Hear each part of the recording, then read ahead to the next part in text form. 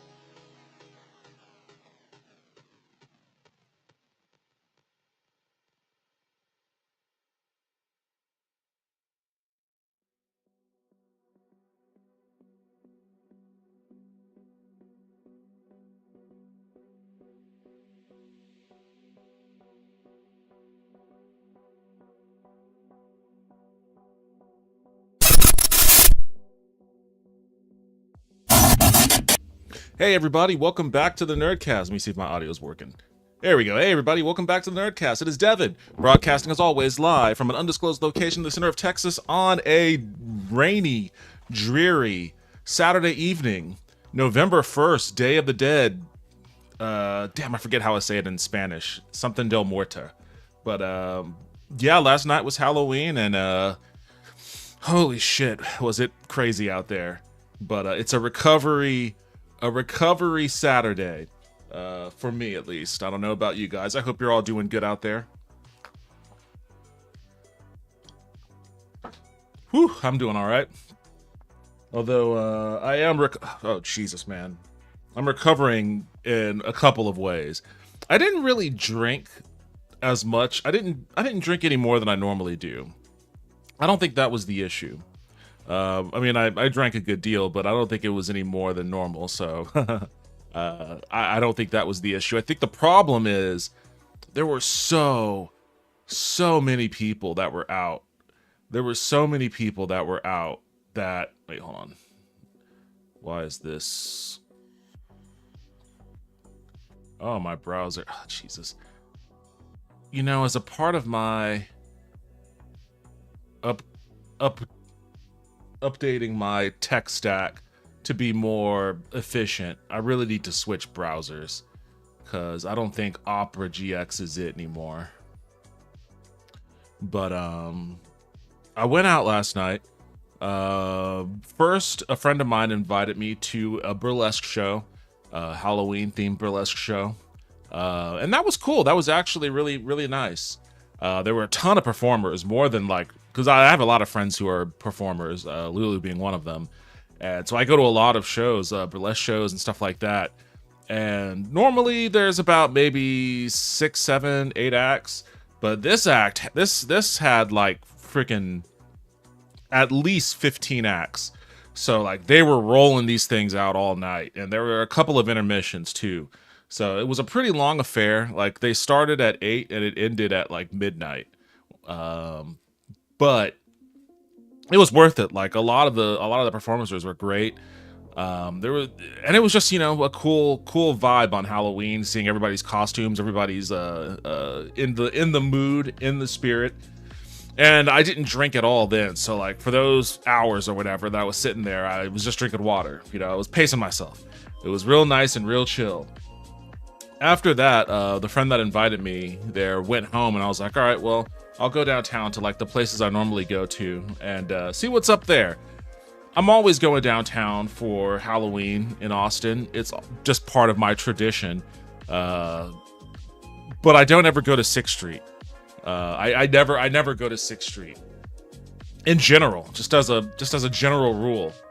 It's a pretty good rule to adhere to because there's always some stupid nonsense that's going on off of 6th Street. Let me see if I can find the video. The area that I usually go to is always a lot calmer than the 6th Street area. But last night when I was turning down where I normally turn down, all right. Which means this word.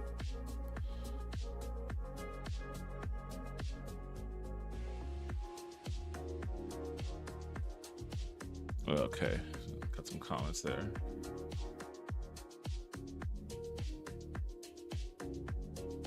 Where is it? Where is my...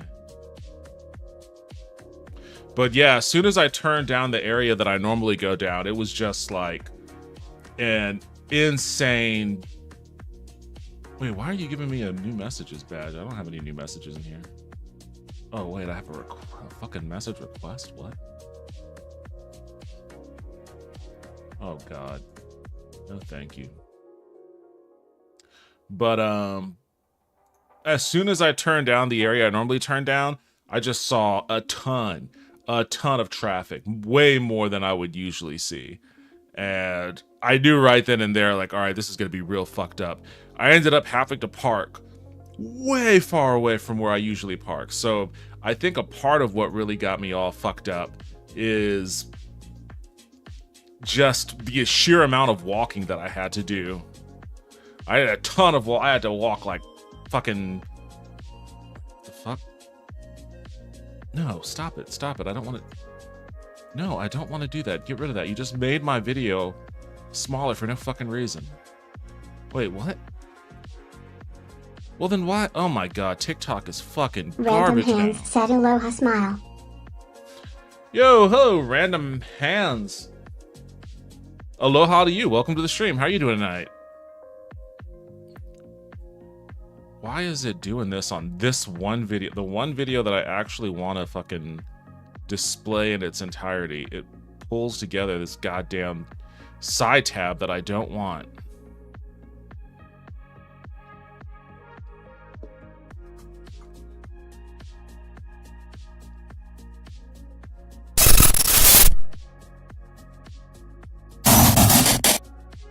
See, I just want to show this video, but it's bringing this side tab up for some reason. I scroll down, and then it'll expand and show, like, the full size, but only for this one. If I go back up, then this goddamn thing comes back out. There's no way for me to, like, collapse it. It doesn't make any sense, but anyways, this is what 6th Street looked like last night for Halloween. Like, look at this, like, and I warned one of my coworkers because he just moved here from, I think, Atlanta or South Carolina. I can't remember, somewhere on the east side. But he just moved here not too long ago for this job.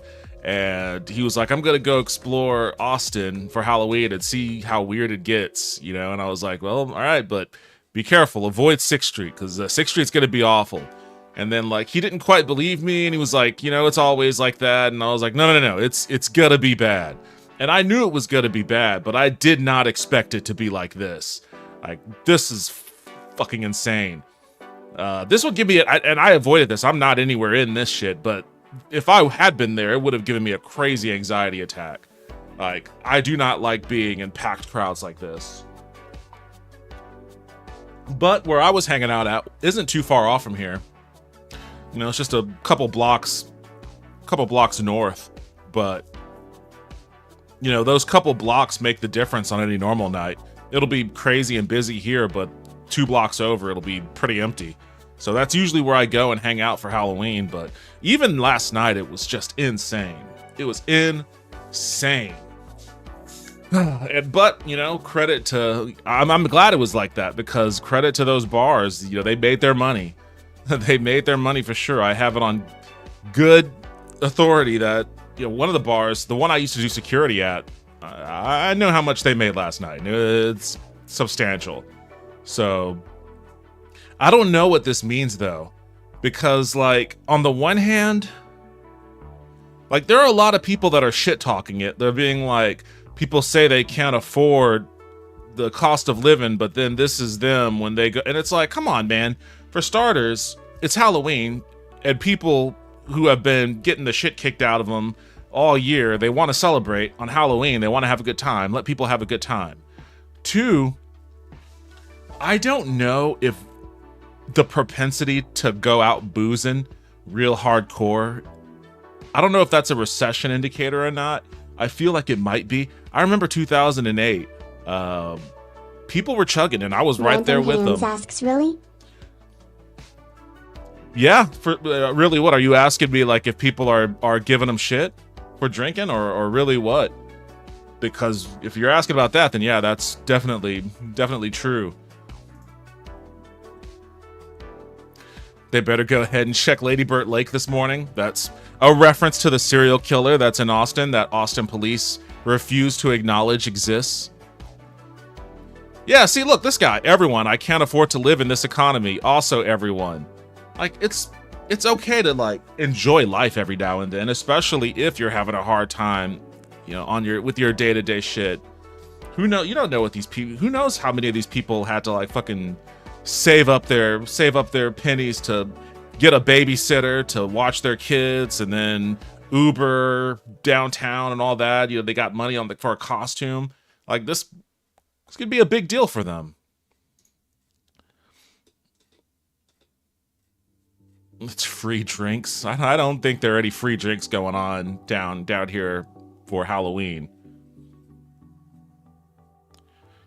Cap, I've been to Greg's Saloons, the Aquarium, Mala Fama, and paid for drinks. Yeah.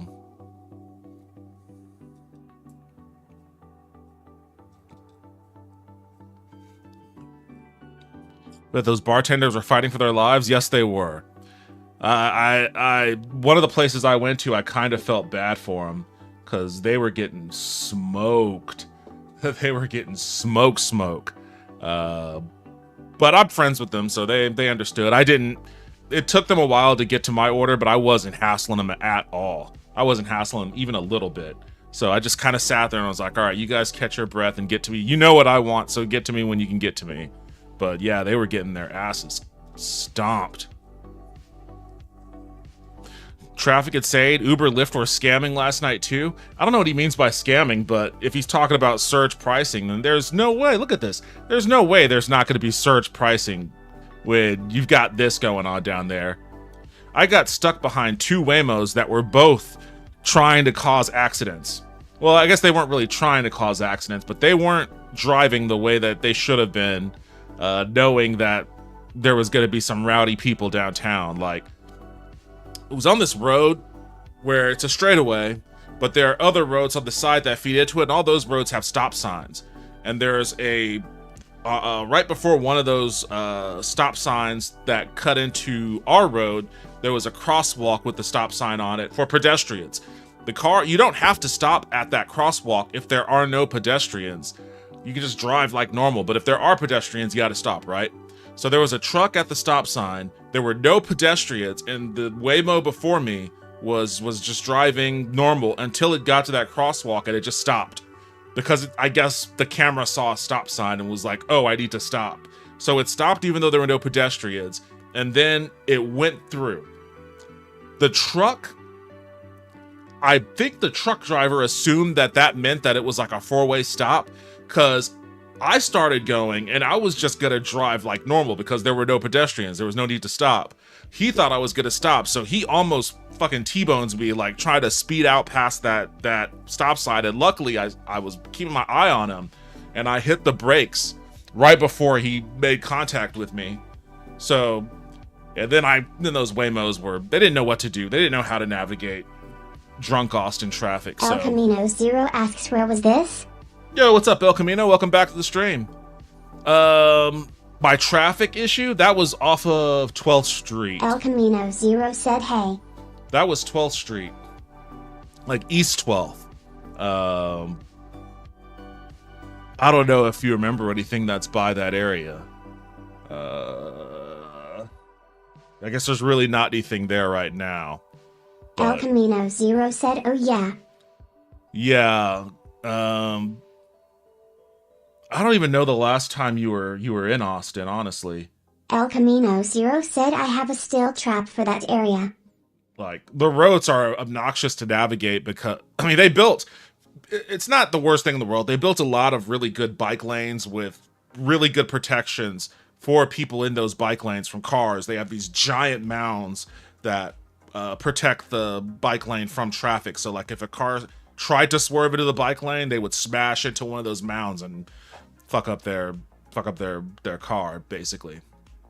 El Camino Zero said, it's all new to me though. 9 years since I've lived there. Yeah, I think they probably put these bike lanes and protectors up maybe a little bit more recently than 9 years. But that just makes the street super narrow to drive on and have to navigate through. So when you've got two Waymos that don't know what the fuck they're doing, it just kind of makes it a little bit more hazardous. But I made it to my destination, which was pretty much 15th. El Camino Zero said, I wish all roads had dividers, bike lanes and car lanes.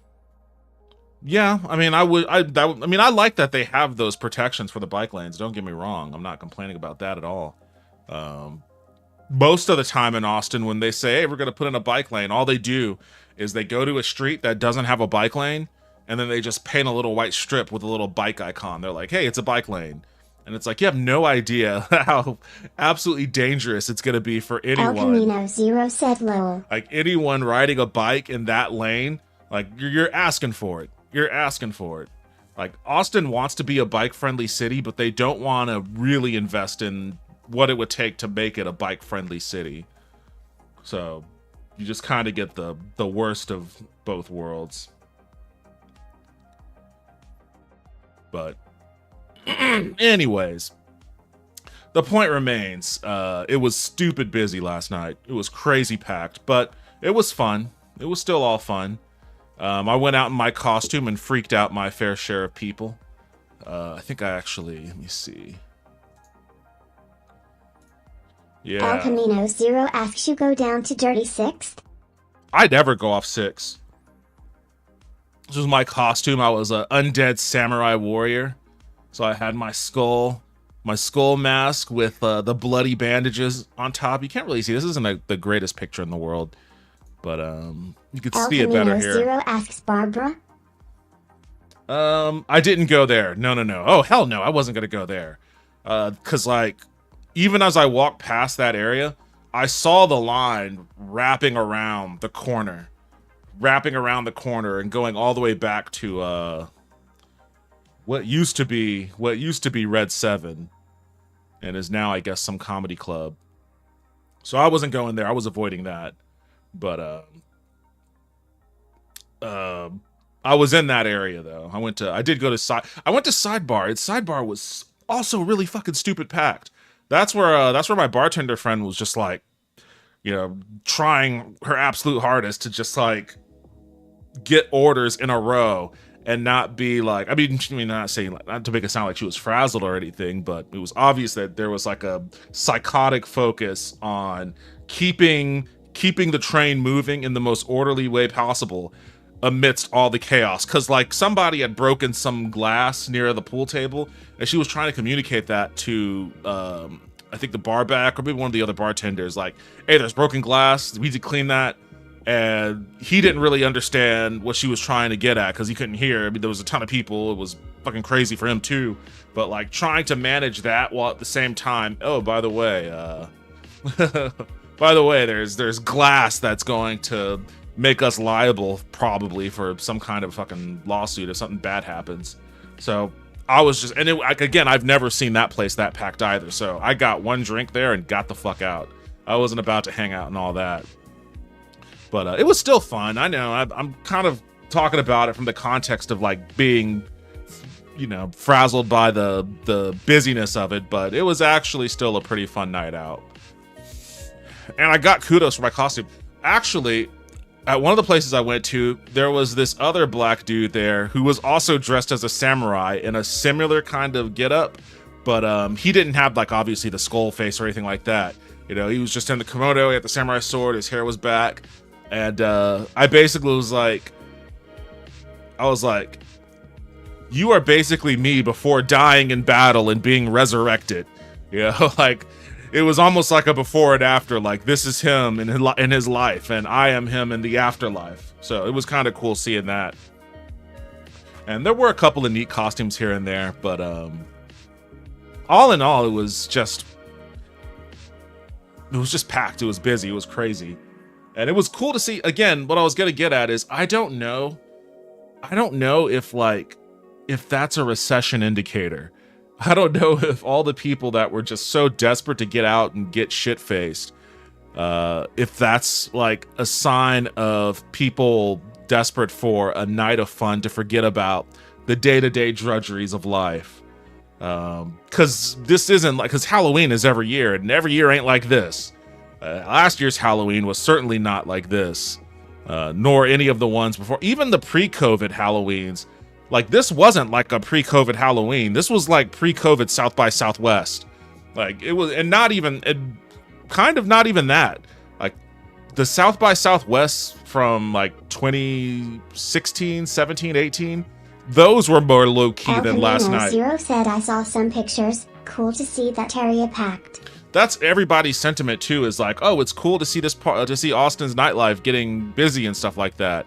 And that is cool. I just don't know if it's like a one-time thing or if like it's sustainable to, I mean, obviously not at that level, but like, does this mean that there's going to be an avenue for local live performances to thrive in resurgent nightlife again? Or is this just a one-time thing? Or I don't know. I kind of feel like it's a recession indicator. I kind of feel like it might be signs of people coming back out to drink their problems away. but we'll have to see. I mean, I only think this because, like, I didn't see it anywhere close to this, being anything close to this level last year. And what changed between last year and this year? I think we all know what changed between last year and this year.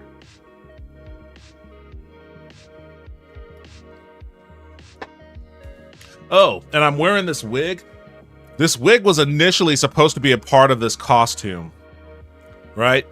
The idea was that I would put the wig on before I put the bandages on, and then I would have like parts of the hair of the wig coming out of the bandages, and have some of it like being a little matted with the fake blood.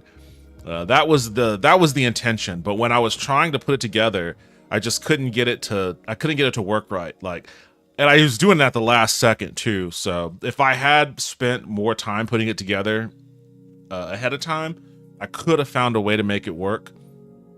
I probably would have needed to glue the wig, kind of like what I did with my my Brooke cosplay that I did for Halloween the year before last year, where I had the skull. I had a full skull thing that I had to wrap around on my entire head, and I glued the wig onto that skull, which made it a lot easier because otherwise the wig was just always slipping off of it. Probably would have had to do something similar. There's a hood. This skull is just the faceplate, but there is like this cloth hood on top, and I probably would have had to glue the wig to that cloth hood and then wrap this around the wig and secure it, probably either through some like safety pins or maybe some tape, double-sided tape, and then just pull the hair through it. If I had spent the time doing that, I could have made it work, but you know what? Doesn't matter. It was annoying to wear anyway, so like as soon as I got to like the bar, I took it off and drank like normal.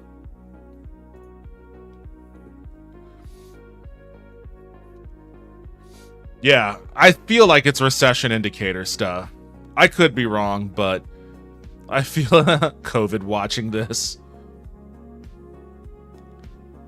I experienced Astro World last night in that crowd. I think that's a reference to the Travis. Oh shit, I can't even remember that dude's name. I can't even remember that guy's name. There's a Netflix documentary about his fiasco in Houston where people stampeded and fucking killed people.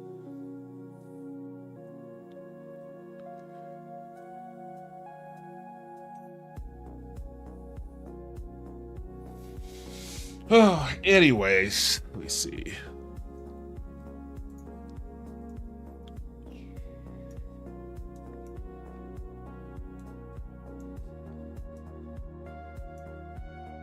Pull this up over here.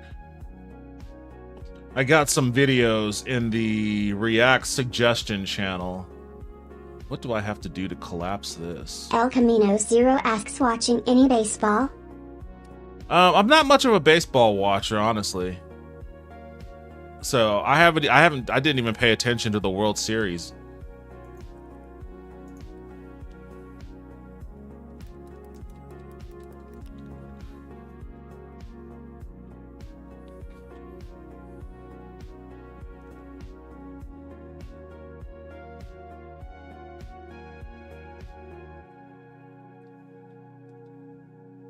Wait, is the World Series happening right now? Wait, what the fuck? Hold on a second. I just Googled it. I was like, wait, it's tied 3-3. Wait, what's happening? Hold on a second. El Camino Zero said yeah. What El the Camino fuck? Zero said tied. Oh, it's game 7. Series tied 3-3. Top of the 11th. Oh, Dodgers are up by 1. 2 outs? Okay. You asked this question so casually, like, hey, you pay attention to any El baseball? Camino Zero said Trump says he gonna investigate cause has stupid. El Camino Zero said NBD. Investigate what?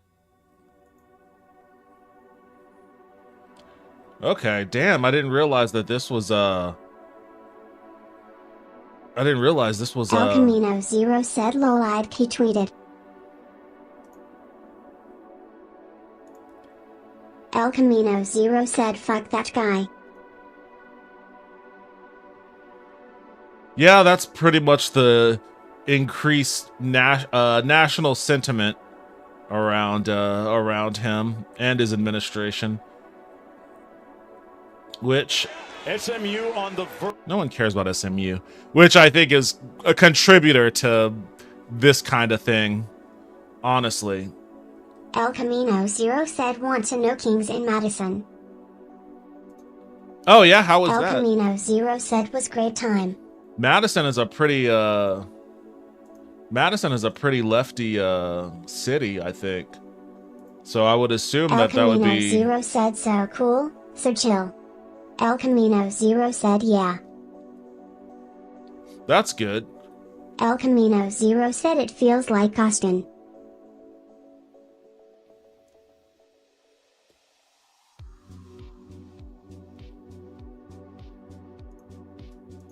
Yeah, that's cool. Then I didn't go to No Kings here, El unfortunately. Camino Zero said minus kill Tony Cowd. I was just watching a YouTube short of a bunch of comedians that were shitting on the Comedy Mothership. It's so weird. It's so weird because like there is definitely a weird cult. It's like a cult built out of this Joe Rogan subculture that I guess predicates itself on, you know, being comedians. The fuck? Oops. No, I didn't want to click on your shit. They predicate themselves on being like comedians and whatnot, but what is he standing on something, or is he just like 10 feet tall? He's got to be standing. Nobody else is standing on anything. I think this dude might just be like White Wimby. Damn. That's a real Where's Waldo situation. Like, find the 10-foot tall guy in the middle of the street.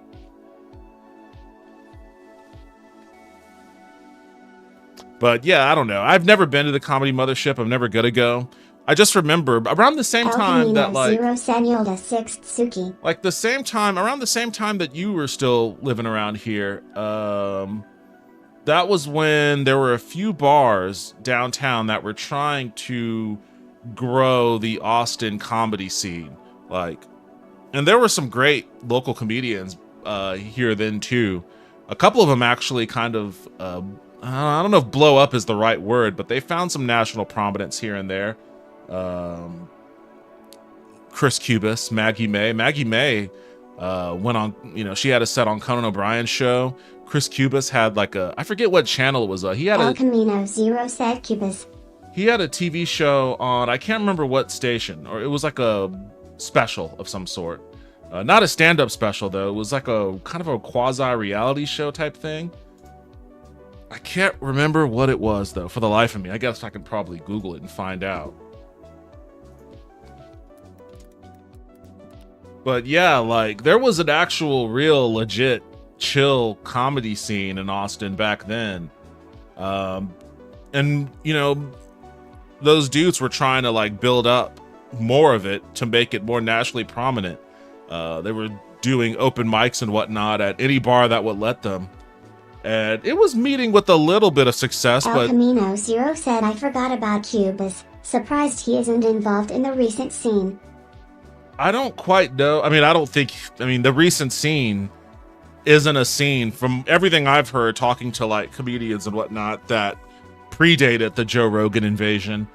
That whole sect of, you know, Joe Rogan cultists aren't exactly amiable to homegrown Austin talent. A lot of those guys are imported from LA and Chicago and New York and shit. And they just kind of have their own clique. Oh, I guess Chris Cubis has a podcast? That's not surprising. I mean, I fucking have had podcasts. That doesn't really mean much, but I don't know if it's still active. I don't know if this dude, I don't know. I haven't heard or seen anything of him lately. I guess he has an Instagram. Should probably follow him. I am following Maggie May on Instagram.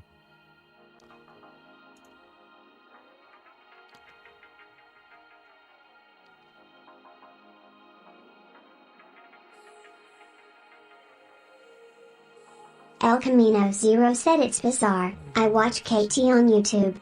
I love stand-up as an art. The Rogan versus so politically charged, it's such a bummer.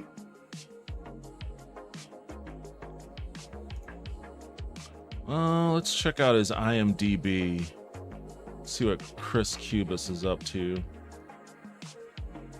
El Camino Zero said Velveeta Room, Cap City, those were the champs.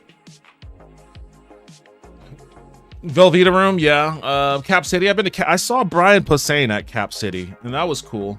I think I mostly went and saw open mics and a couple of smaller time dudes at improv places like Cold Town or I forget what the other place was called.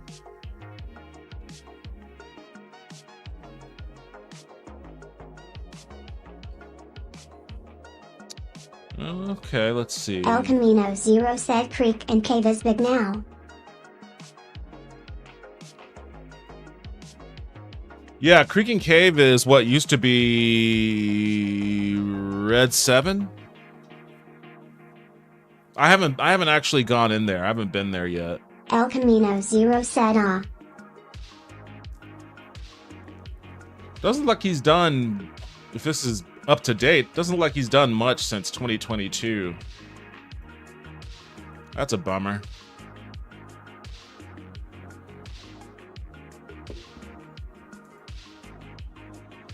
It's the bottom of the 11th, one out. El Camino Zero said Master Pancake Theater is on Twitch. Has on there time to time. Oh, okay, cool. Master Pancake. El Camino Zero said Cubis is on Doug Benson a lot. Okay, also, so he's just on like the podcast circuit. Master Pancake. Damn, do they still do shit at Draft House? That used to be as like, and I may have been talking to Lulu about this. That used to be like a standby of mine. I would do Alamo. I would do Master Pancake. El Camino Zero said he is on Twitch often. Okay, cool. I would do Master Pancake. I would do Terror Tuesdays, and I would do Weird Wednesdays. I don't know if they still even do those things anymore. I don't ever hear about them. El Camino Zero said Weird Wednesdays.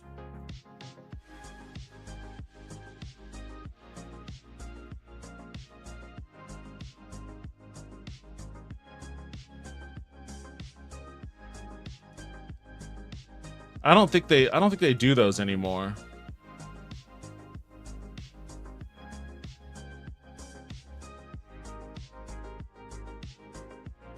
El Camino Zero asks no barricades on 6th. El Camino Zero said they usually had.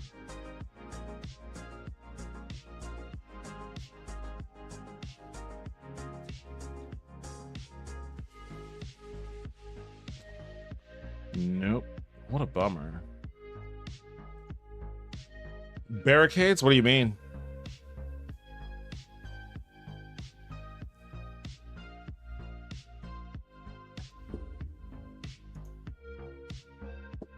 Anyways, getting distracted.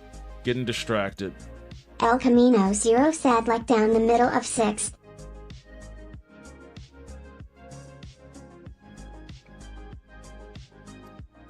El Camino Zero asks Lowell gaming tonight? I might. I gotta catch up on some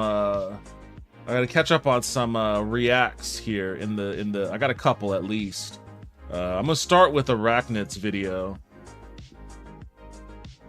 Oh shit, why'd you open down here?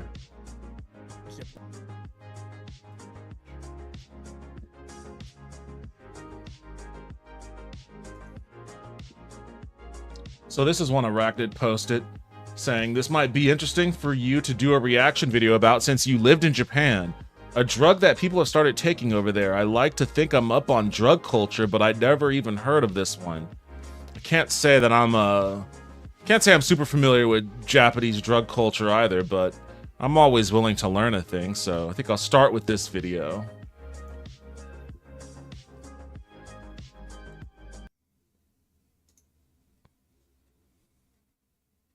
El Camino Zero said manga is not a drug. Depends on who you depends on who you ask on that one. Oh shit, what the fuck? I didn't want to do that. There we go. Japan has a new problem. Day by day, Japan's social problems seem to be only getting worse. For decades, Japan has struggled with hikikomori, people who shut themselves away from society by refusing to leave their rooms. Many of them suffering from mental health what issues. the fuck? On top of this, recently, things have gotten even darker, with more and more runaway kids gathering in the streets of Shinjuku, where they often end up abused. And now, things have turned even worse, as Japan is facing a crisis unlike anything it has ever seen before.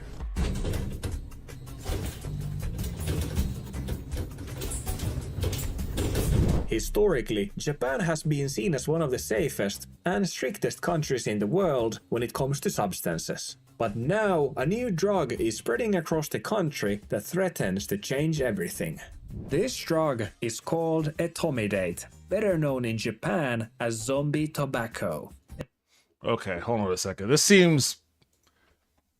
I was seeing that kid on the train convulsing, and the only thing I could think of is like, whenever cops are pretending to get affected by fentanyl. I don't know if you ever watched those where it's like some cop will be like, I need to inspect the trunk of your car, and then they'll open the trunk and then they'll be like, oh, that's fentanyl, and then they start like convulsing and freaking out, like acting like the very presence of fentanyl is causing them to have a breakdown. That's kind of what that looked like. Or like back during COVID, during the COVID era, when like people would be pretending to be having COVID freakouts. That's kind of what that looks like. I'm gonna look up this zombie tobacco shit.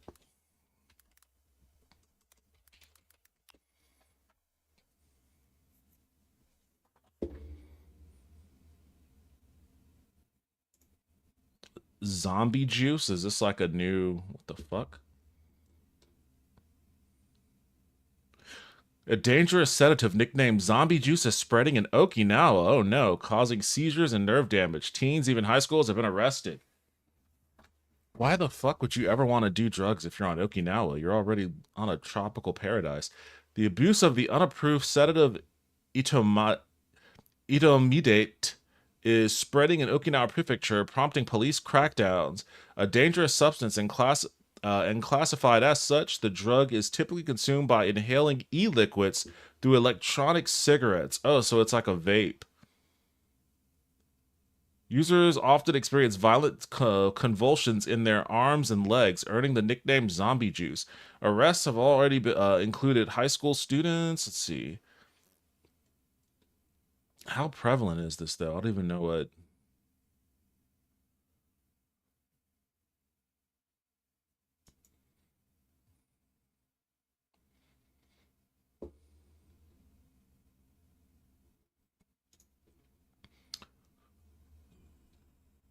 Okay, Japan battles zombie juice drug scourge after Hong Kong's... What? Hong Kong's... What the... What sequence of words am I reading here?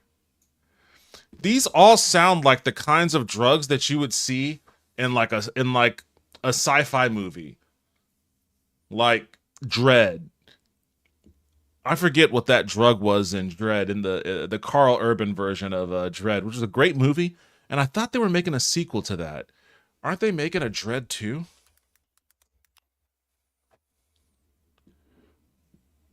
Is there going to be a Dread 2? Okay, I guess there's not going to be a Dread 2. I thought there was going to be a Dread 2. What was the name of the drug in this one?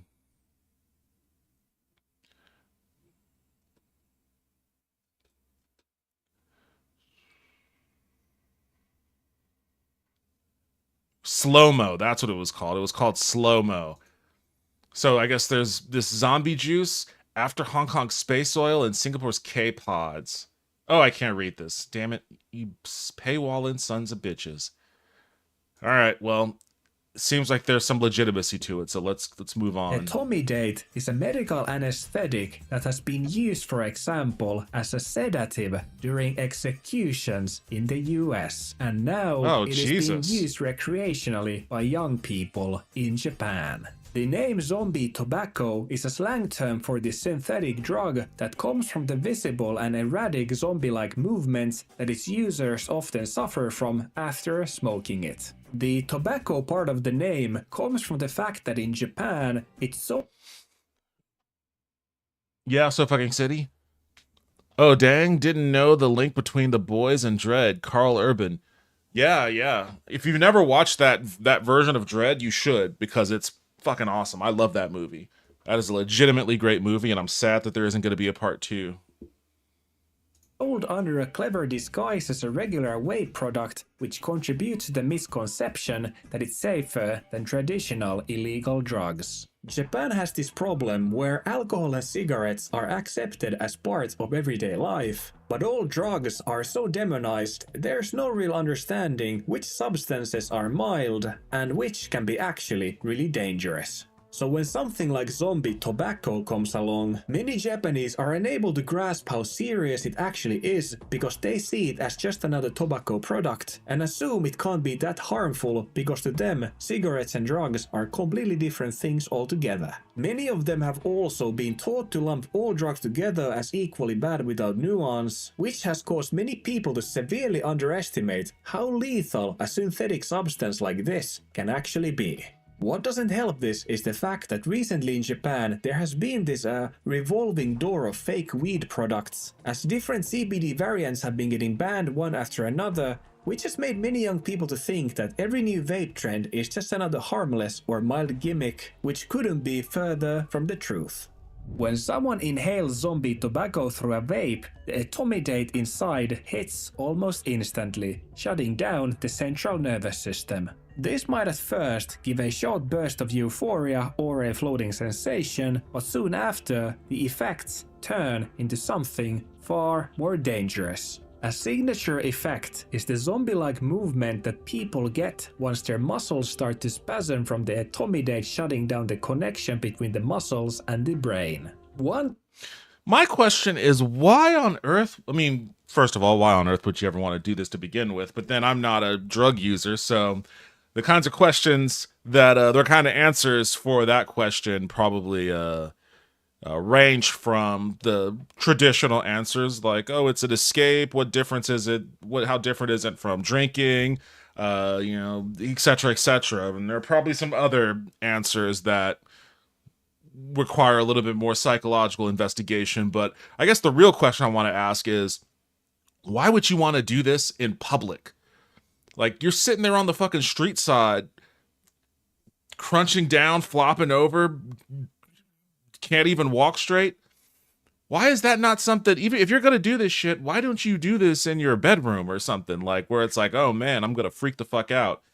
Let's make sure I don't roll into traffic or fall onto train tracks, or at the very least, just look like a fucking idiot in public. Like, I don't understand the compulsion to do this kind of shit. It's like doing fucking LSD or something while you're driving. With such a dense population in Japan, I'm surprised drugs aren't a bigger issue. I mean, I think he kind of described it. It's kind of a off-on switch. It's like an all or nothing sort of thing with respects to how drugs are viewed. It's not like in America where it's viewed kind of as like a veritable cornucopia of options that have effects that range from mild and safe to, you're going to get a crazy high, but then you might die instantly, and then you can weigh out your options on the scale of, 1 to 10 on how fucked you want to get. It's just doesn't exist in that manner there. And there's a lot more public scrutiny and societal shame associated with recreational drug use, outside of booze, that is, that doesn't really exist in that manner here in America. So I think, and I think a part of that also further pushes down drug discourse into the underground.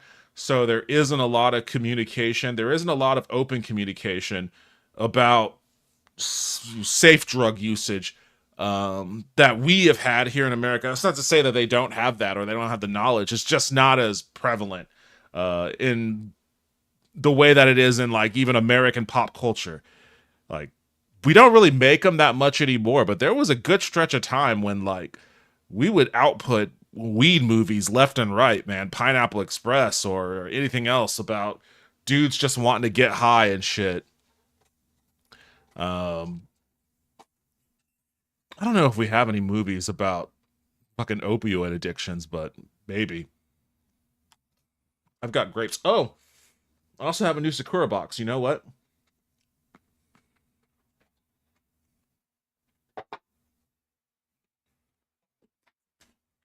Maybe this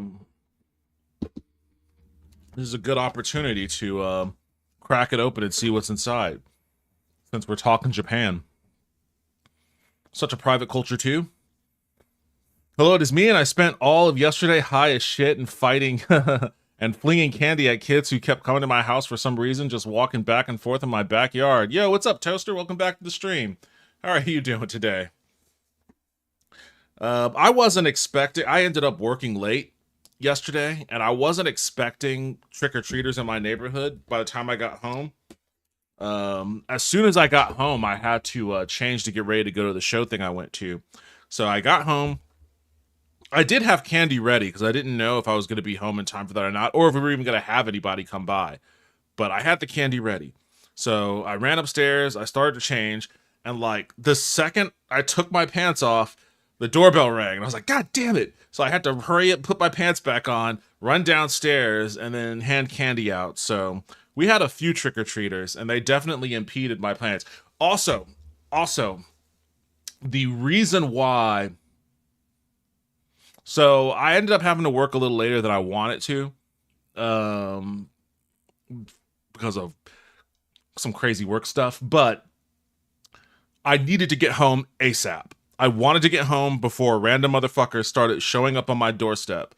And the reason why I wanted to get home before random people started showing up on my doorstep... I'm actually incredibly high right now. I joined at the right time. Yo, what's up, Wisp? Welcome back to the stream. How are you doing tonight?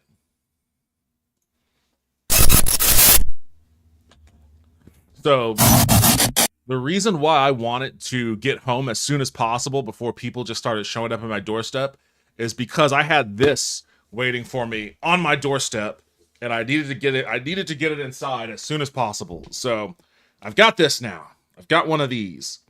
And I'm still trying to figure out what exactly I'm going to do with it. Because the thing is, I have a computer downstairs, and I have it hooked up to my Vive, my VR setup, but I haven't really been able to fully use it because, like, shortly after I set it up, the video card, the GPU on it died. So I needed to get another GPU to replace it. I don't know if I'm gonna take the 3080 out of this and put it in the downstairs computer and then put the 5070 here, or if I'm gonna put the 5070 in the downstairs computer, because the 3080, like this 5070 is good for gaming. It's great for gaming, but it's a little less good. I guess that's not grammatically correct. Maybe it's not as good as my 3080 for rendering videos. So for all the video editing and stuff that I do, and it's not as good as the 3080 for streaming, ironically. So for all the streaming and video editing I do, it might make more sense for me to keep the 3080 in this and put the 5070 downstairs, but I kind of want to at least test out streaming and editing with the 5070. in it to see what the difference is. Because if games look awesome on this thing and the video editing is a little worse but not that much, then I'll just keep the 5070 in this and put the 3080 downstairs. So I've got some experimentations to do with this. I got to figure out when and how to do that. I also need to help Lulu build her machine, so I'm gonna see if we can get to do that on stream somehow. Invite my buddy Doug back over to help us out. Got to figure that out. There's gonna be some tech streams going on here in the future. Fuck them kids. I have a 3060, so give it to me. The 3080? But no, that's the thing, is like then I would be in the same position then. I would be out of a video card. I need a video card because my 1660 Ti died. So that's what this is. It's either the 3080 going into where the 1660 died or the 5070 going down there. Like, this wasn't that expensive either. This wasn't really that expensive. By the way, did you correct your heinous crime and watch Wallace and Gromit? I don't even really, is that a show or is it a movie? I know of Wallace and Gromit. I know it's like an old man and a dog in claymation, but is it a TV show or is it a TV show or is it a movie? You got an upstairs, dang boy. My house is pretty decent, and it better be because I pay for it. But it's just so far removed from the city. That's my biggest complaint about this house, is the location. It's just so far removed from the city. It's shorts and a few movies. Wallace, we have to stop the Romans. I mean, Gromit, lol. You didn't need to correct it for me because I wouldn't have. I would have just been like, oh, okay. I guess that makes sense in his context. Because again, I haven't seen it.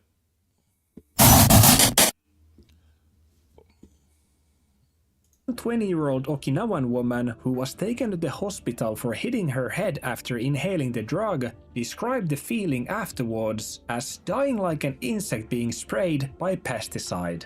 Since etomidate is an anesthetic, not only does it make you lose control of your body, but it also makes you lose control of your mind, as smoking it causes people to go into a semi-conscious state, making them further seem zombie-like, which is why the nickname for this drug is actually painfully accurate.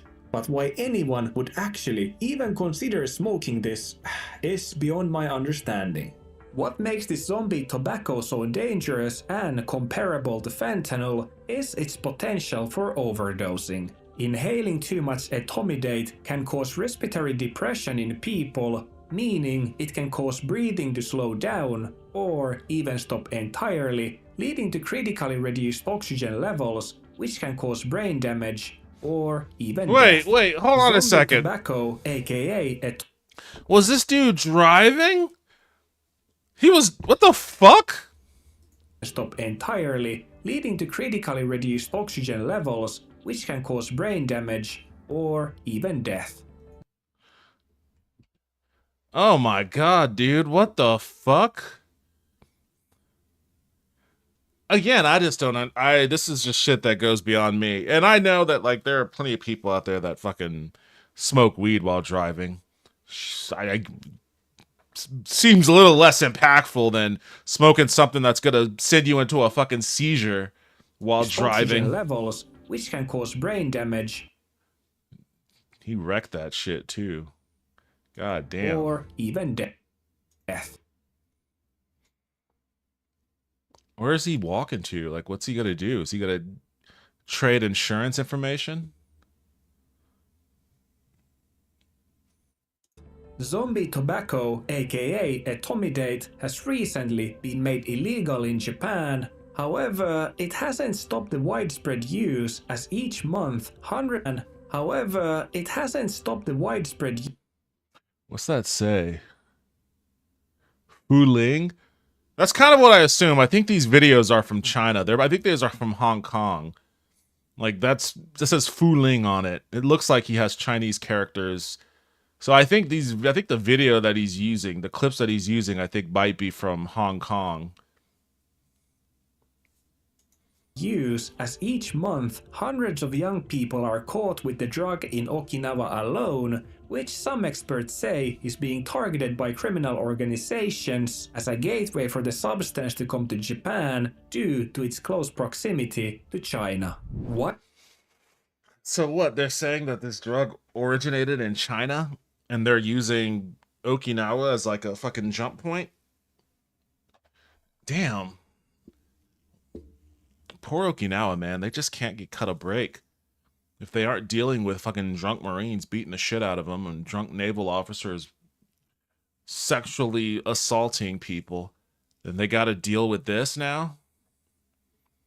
Okinawa is such a chill place, such a beautiful place. Why can't people just relax and enjoy the subtropical climate and the beaches? Why do they got to turn into like a drug den? While the Chinese criminal organizations working together with the local Yakuza have been able to get the compound to mainland Japan, it hasn't yet taken over the whole country as it has already taken over Okinawa, at least not just yet. But that is only a matter of time, since once the runaway kids of Shinjuku get their hands on this, it will spread like wildfire. Japan has this huge problem where every substance being extremely illegal creates a huge market for all these new synthetic substances that lie in the gray area, many of which are far more dangerous than the notorious devil's lettuce. Now, I'm not saying Japan should necessarily make other substances legal either, but there's probably a middle ground somewhere, because right now it's kind of ridiculous that people are put to jail for life for smoking a joint, while at the same time kids are able to buy synthetic Chinese fentanyl online just because it has the word tobacco written on it. Even though the zombie tobacco itself has now been made illegal, that doesn't actually solve the bigger problem. Since in Japan, every time a synthetic compound gets banned, another one quickly appears to take its place. This revolving door means that even if etomidate fades out, it's only a matter of time until the next zombie tobacco shows up, which more than likely will be worse than the last. Many young people in Japan, especially the Toyoko runaway kids of Shinjuku, are known to use and abuse any legal or gray area high they can. As only a year ago, there was a huge problem of young people abusing sleep medication that turned their tongue blue just because it was the only legal high they could get their hands on. Most of these people are also very young, such as this 15-year-old girl filmed here, telling the news how she was kicked out of the house and now spends her days in Shinjuku abusing synthetic substances she gets from the people around her.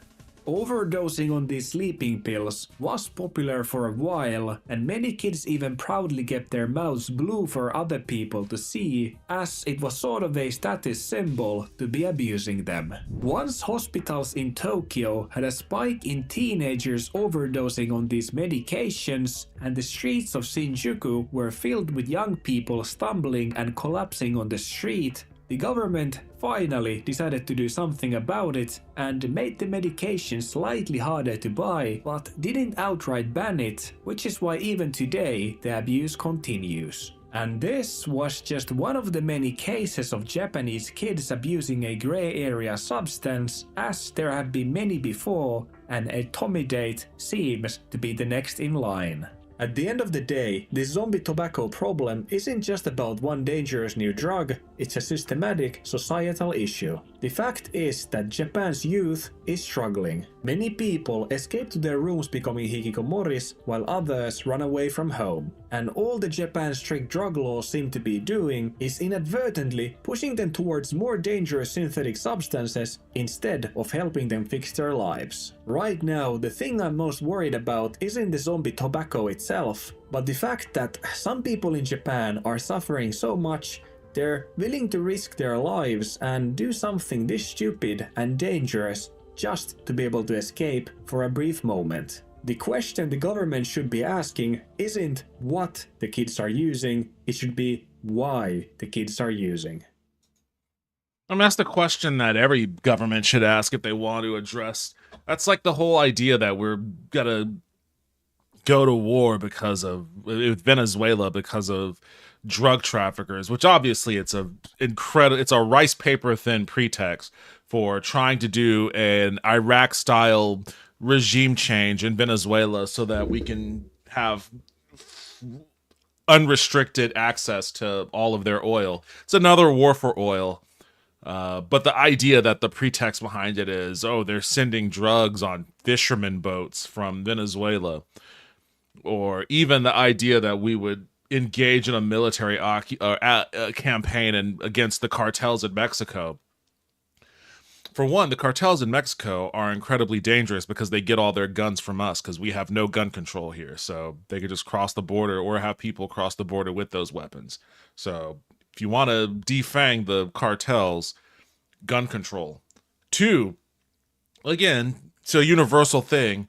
Why are people turning to drugs in your society? What is it about your society that makes the market for illicit substance so extreme? And it kind of points again to like to start this off, what we were talking about at the start of the stream.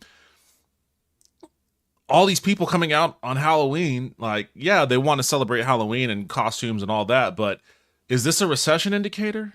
Like, is this a bunch of people that are turning to booze to try to drown out whatever craziness they may be dealing with in these insane economic times? I mean, we've seen Amazon lay off thousands upon thousands of employees. And that's just Amazon. There's so many other companies that have also laid off thousands upon thousands of employees.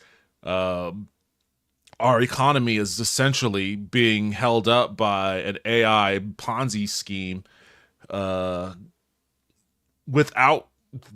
If you take AI out of the equation, our GDP actually, I don't think it shrunk, but it's the closest to, I think it grew by like less than, hold on, let me find this out.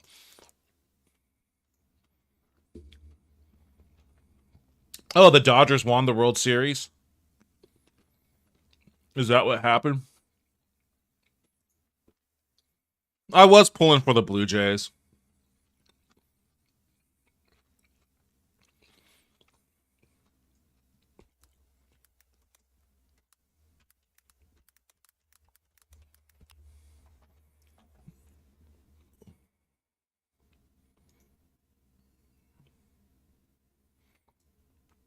Because I guess what the fuck?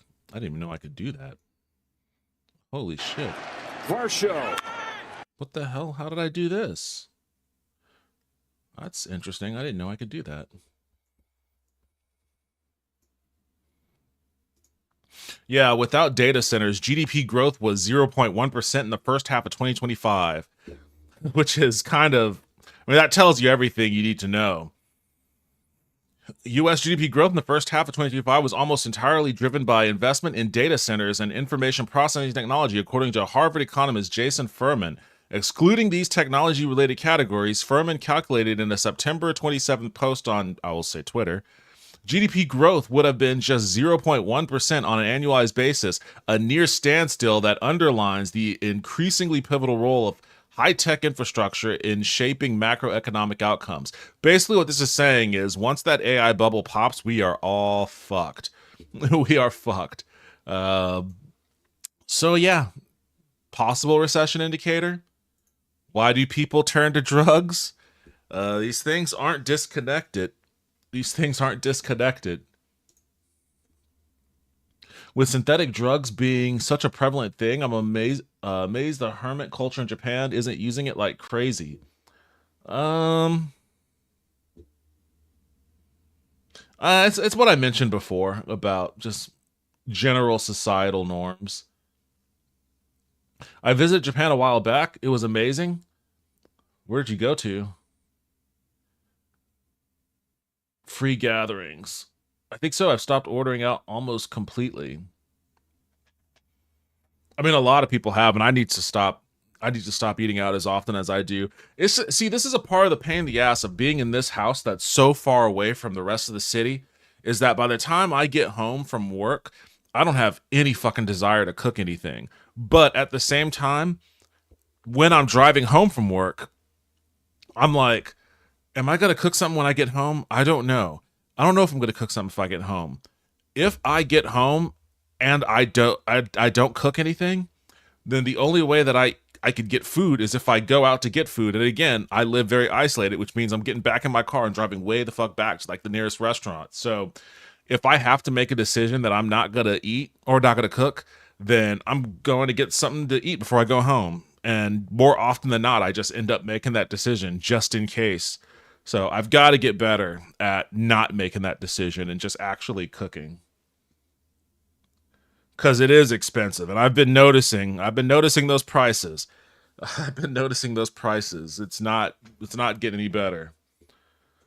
Opera web browser, yeah, I gotta switch to something maybe a little bit more efficient because I haven't been a fan of it for a little while now. All right, that was an interesting video.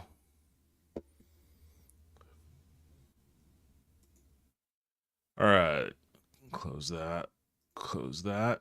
I think the next video up is actually one I've been wanting to watch for a little while. Are you gonna open over here? There we go. Again, another Japan-focused video. This is just Japan night. Remember when Japanese companies used to make the coolest stuff in the world? From the 80s, you had the Walkman that made everyone want to walk around with headphones. Japan brought us Super Mario from Nintendo, arguably the most recognizable video game character on the planet. Then we got the PlayStation that saved video gaming, and the Toyota Prius that made hybrids cool. But here is something I've been curious about. Why doesn't there seem to be a single globally dominant company coming out of Japan since the 90s? Like, can you even name one that's globally relevant right now?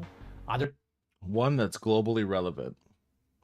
Japanese company out that a new one, I guess. I guess he's not talking about like Nintendo or something that was established.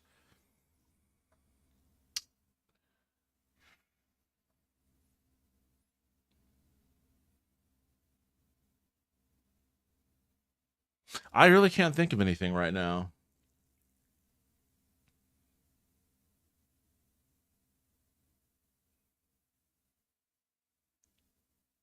I mean, I don't know if you want to count this. I don't know how relevant this is to the question, but I guess, I mean, it's not really like a new technology or anything.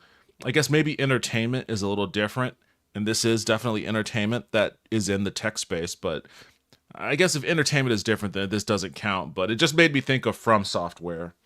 Like, FromSoft has definitely revolutionized the gaming industry. They created like a whole new genre of games. So I guess you can say there's that, but that's not like a new technology. That's not like cutting edge manufacturing or anything. Other than a few automotive companies like Toyota and Honda that are themselves from earlier decades. In 1988, 32 of the world's top 50 companies were Japanese. As of 2025, only Toyota makes the list. So how did Japan go from dominating the world to being completely invisible in the global tech race? And more importantly, can they actually make a comeback? Or I have a feeling, and it's kind of funny how these videos are kind of worming together. I have a feeling that by the end of this video, we might have a better understanding of the answer to that other guy's question where he was like, what makes Japanese people want to do these drugs? I have a feeling we're about to find out at least some subset of what might make them want to do these drugs. Or has a ship sailed forever? Let me present to you what we've researched, and at the end of the video, you tell me. Does Japan have what it takes to build the next world-changing company?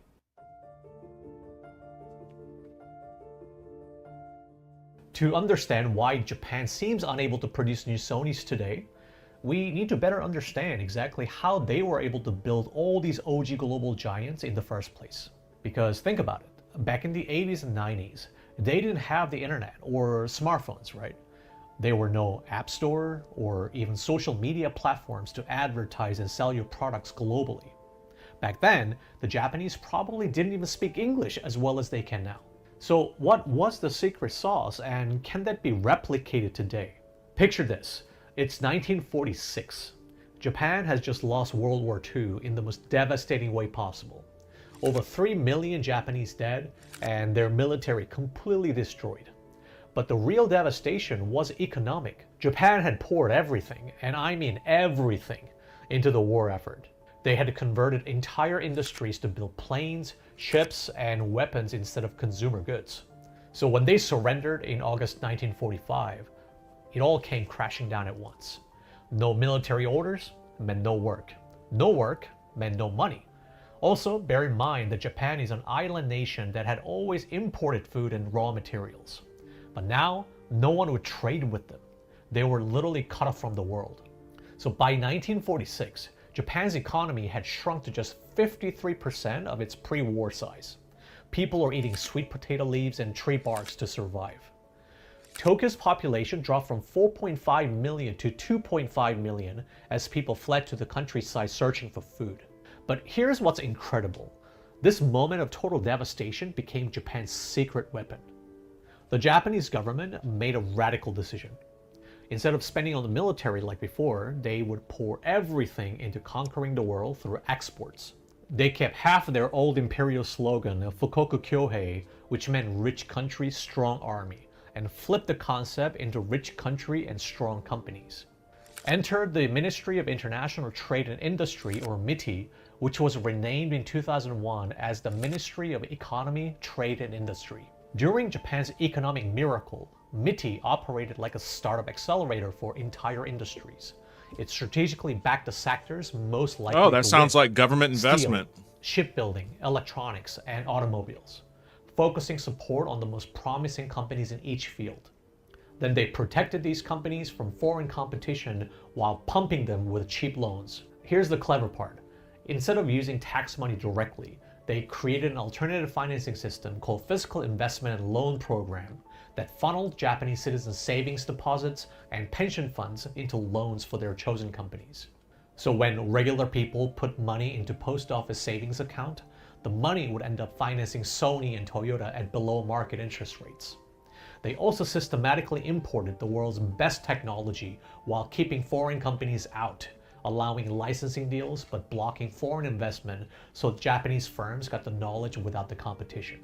And if you got rejected for a loan from the Development Bank of Japan, they would literally coach you through multiple applications until you succeeded, working with you to refine your business plan and strategy. The results? By the 1980s, Japanese companies were filing more patent applications than the US. So you can see that there was this huge push.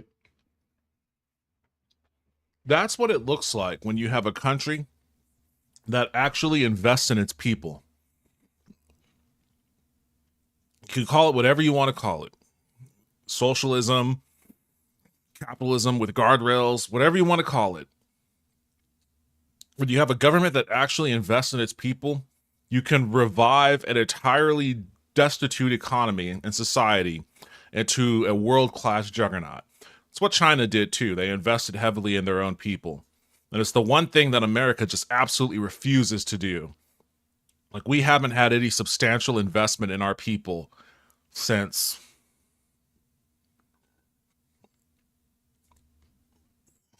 I guess the creation of Medicare. I can't think of any substantial investment. I mean, well, I guess in COVID, but COVID was different. And even then, that's the problem. Like, when they created the child tax credits, that, well, the two things, they expanded unemployment benefits, gave people more money on their unemployment, plus the child tax credits, which gave families extra money based on however many kids they had, to help pay bills and expenses. Child tax credits brought a lot of people out of poverty, brought a lot of children out of poverty. It was an incredible program that literally flipped lower income families' expense realities that they had to live in, the constrained realities they had to live in, flipped it on its head. It was an incredible program, and it should have been expanded. But the problem is, the people that finance elections, the people that are donors to the political class, They don't want Americans to find out, oh, you could use tax dollars to do good things for people. You could give those tax dollars directly to people even. Take that tax money, give it directly to a person, and it turns out it makes their life better, and they might actually develop an expectation for that. They'll start demanding that their tax dollars be used to improve their lives in a material and direct way. And they don't want that. So when the child tax credits were expiring, a couple of shitty Democrats sided with the Republicans to let it expire. And that program that pulled a lot of people out of poverty just evaporated into thin air. We just cannot invest in our people anymore for whatever reason. We just don't want to do it. So watching this just reminded me, oh yeah, investing in your people, it works. It's always a solid investment. Imagine that. Yo, first time chat from Gatana Ranja. Welcome to the stream. How are you doing tonight? Cool beard, bro. I like the gray. Thank you. I go back and forth on it a little bit. I'll be honest with you. Earlier in the year, I got laid off and I started entering the whole interview racket. And I was literally like, is my beard too gray for me to be going into interviews like this? And for a little while, I went to an interview. I did dye my beard. I got I got that just for men. I combed that shit in there and I had a dark beard. And I was like, yeah, this actually does make me look significantly younger. Just having a full Santa beard ages me dramatically. But that was the only time I dyed my beard. Sometimes I think about doing it again, but I kind of like the gray too.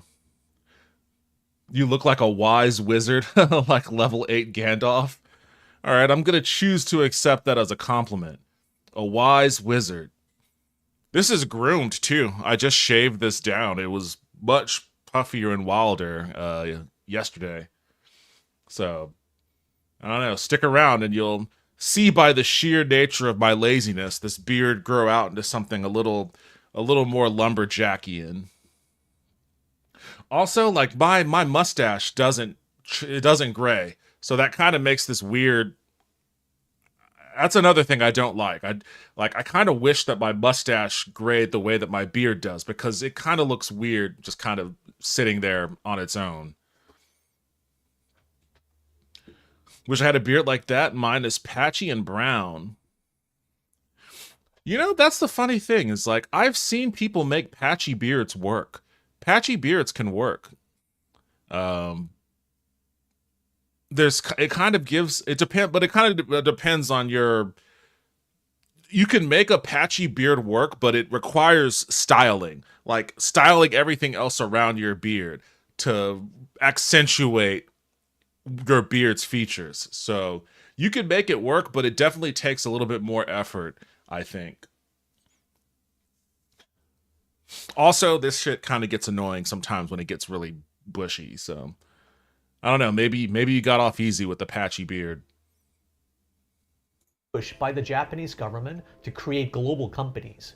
But it wasn't just policy that gave rise to Sony. It also required visionary founders who thought of going global from day one. Take Akio Morita, Sony's co-founder.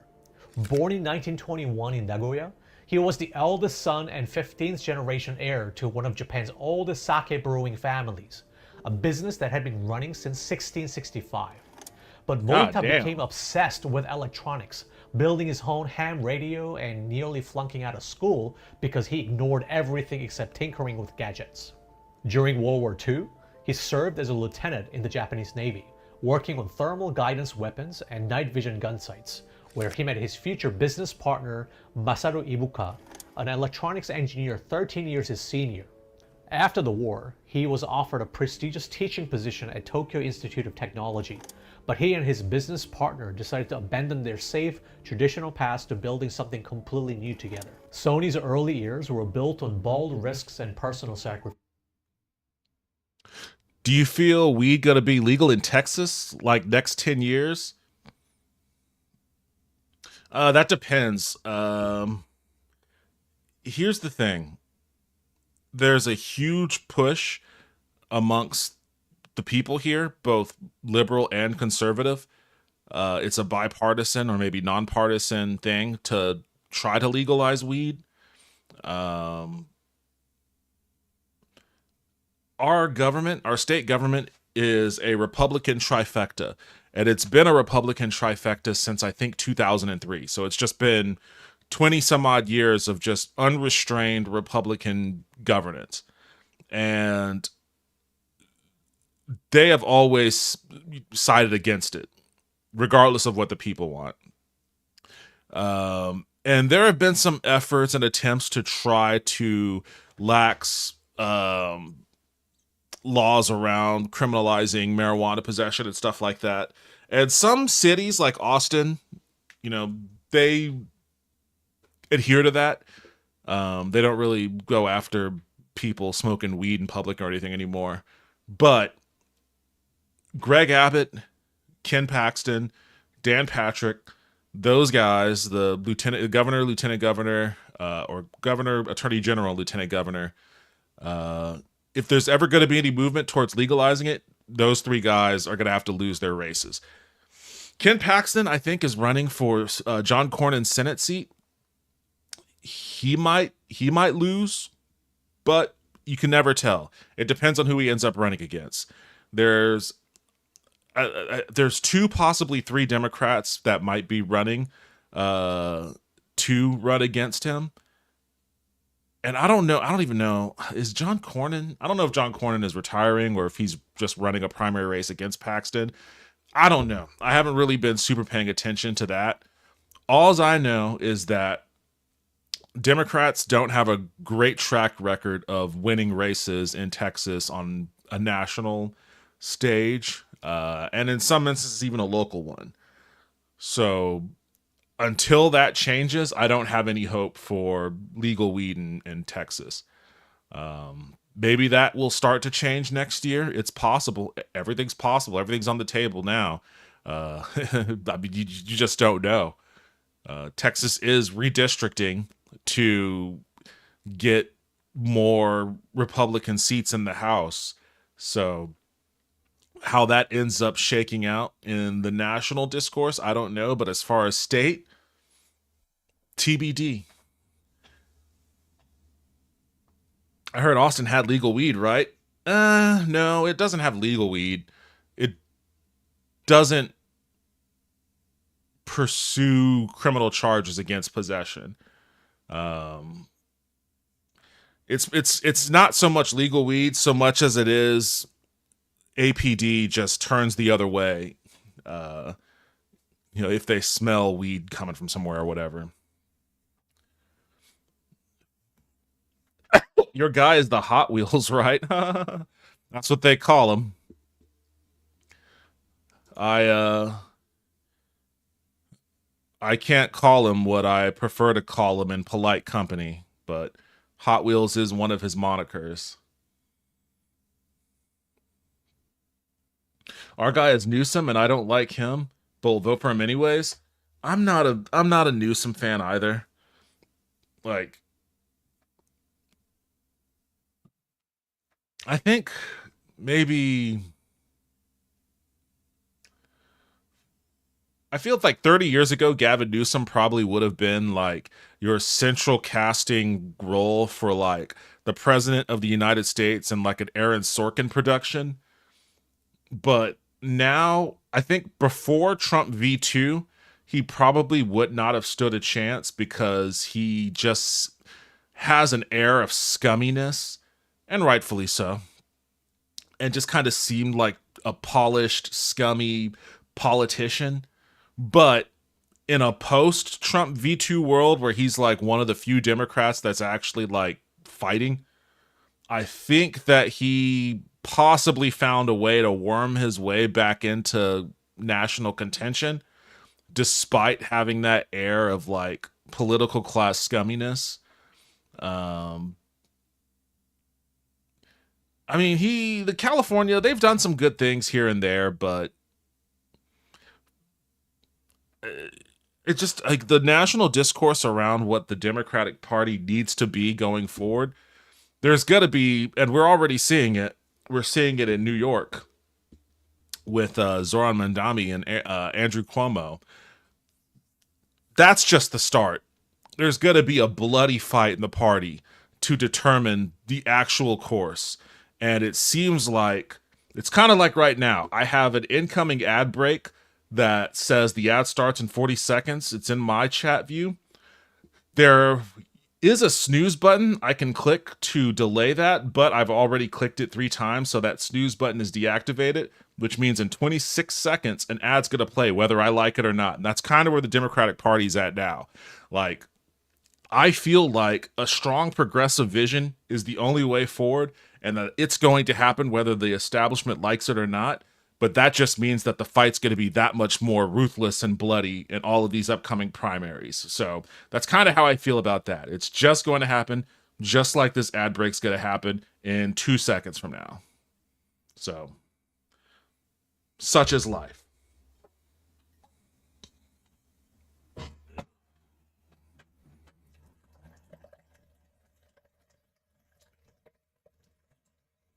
And no, I'm not peeing. I am just putting water from my water cooler into my cup.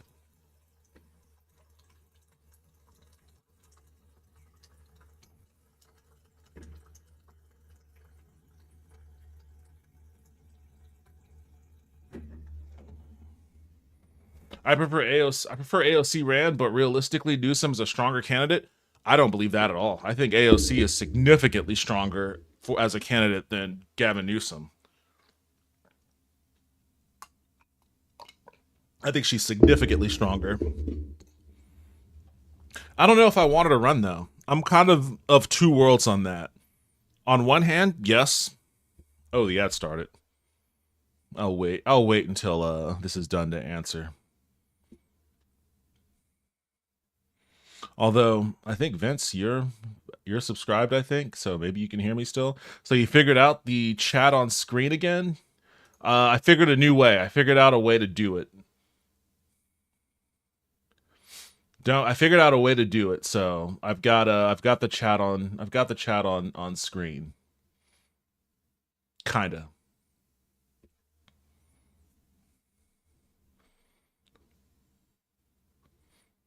But I had to do some reconfiguring, as you can see now. So I kind of like the way that this looks. It's kind of structured in squares and little square panels. I'm not mad about it. Don't hate me for it, but I like Eliza Warren, the old lady from Mass. Why would I hate you for that? I mean, she's not going to be a candidate for anything. She's like fucking 80 years old. But I mean, I have my problems with her, but my problems with her are minuscule, I guess. She is not 80, please. She's not too far off.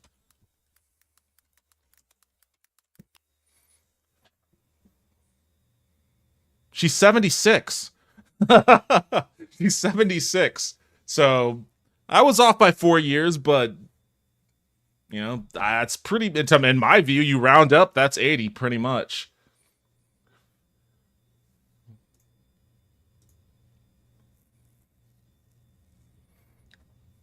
"76 women live longer, that's fine." Yeah, they might live longer, but they're still subject to fucking, look at Eleanor Holmes Norton. She's 88. She's living longer. She has dementia. she has fucking visibly verifiable dementia. Dianne Feinstein. She was in the Senate until her 90s. How did that end for her? You know? Like, it's one thing to just be alive. It's another thing to be, like, sentient. Be conscious and aware of what's happening. And have, like, the strength and energy to combat these insane psycho-fascist forces that you have to combat. So, I mean, it's a legit thing. It's just, aging is a part of life. 80 is young for a president. Nowadays it is. I mean, it's the same thing. I mean, it's the same problem with Biden. It's the same problem with Trump. It's the same problem. I mean, Bernie Sanders had a heart attack while campaigning for president. He had to have a stent put in, and granted, he's been the fucking Energizer Bunny ever since, but that's still a health concern. That's still a thing where it's like, This guy is 82, 83, something like that. And he's already had a heart attack and had a stent put in. Like, even if sounds like he has more energy and clarity of thought than 90% of the significantly younger people in the Senate, age is still a factor. Like, age is still a factor. Warren has no dementia. She is clear-minded. Warren is old but very sharp. I'm not saying she's not. I'm not saying she's not. Like, what I'm saying is that Father Time makes fools of us all. You never know when he's gonna throw that banana peel right in front of you. But it's much more likely to happen as you age than it is to happen when you're younger. And actually, there was a great. Hold on, let me see if I can find this. There was actually a really good video about this. Ironically, from all people, Jake fucking Tapper. Of all the people who could have made a decent video on this very topic, it had to end up being Jake Tapper. Let me see if I can find it.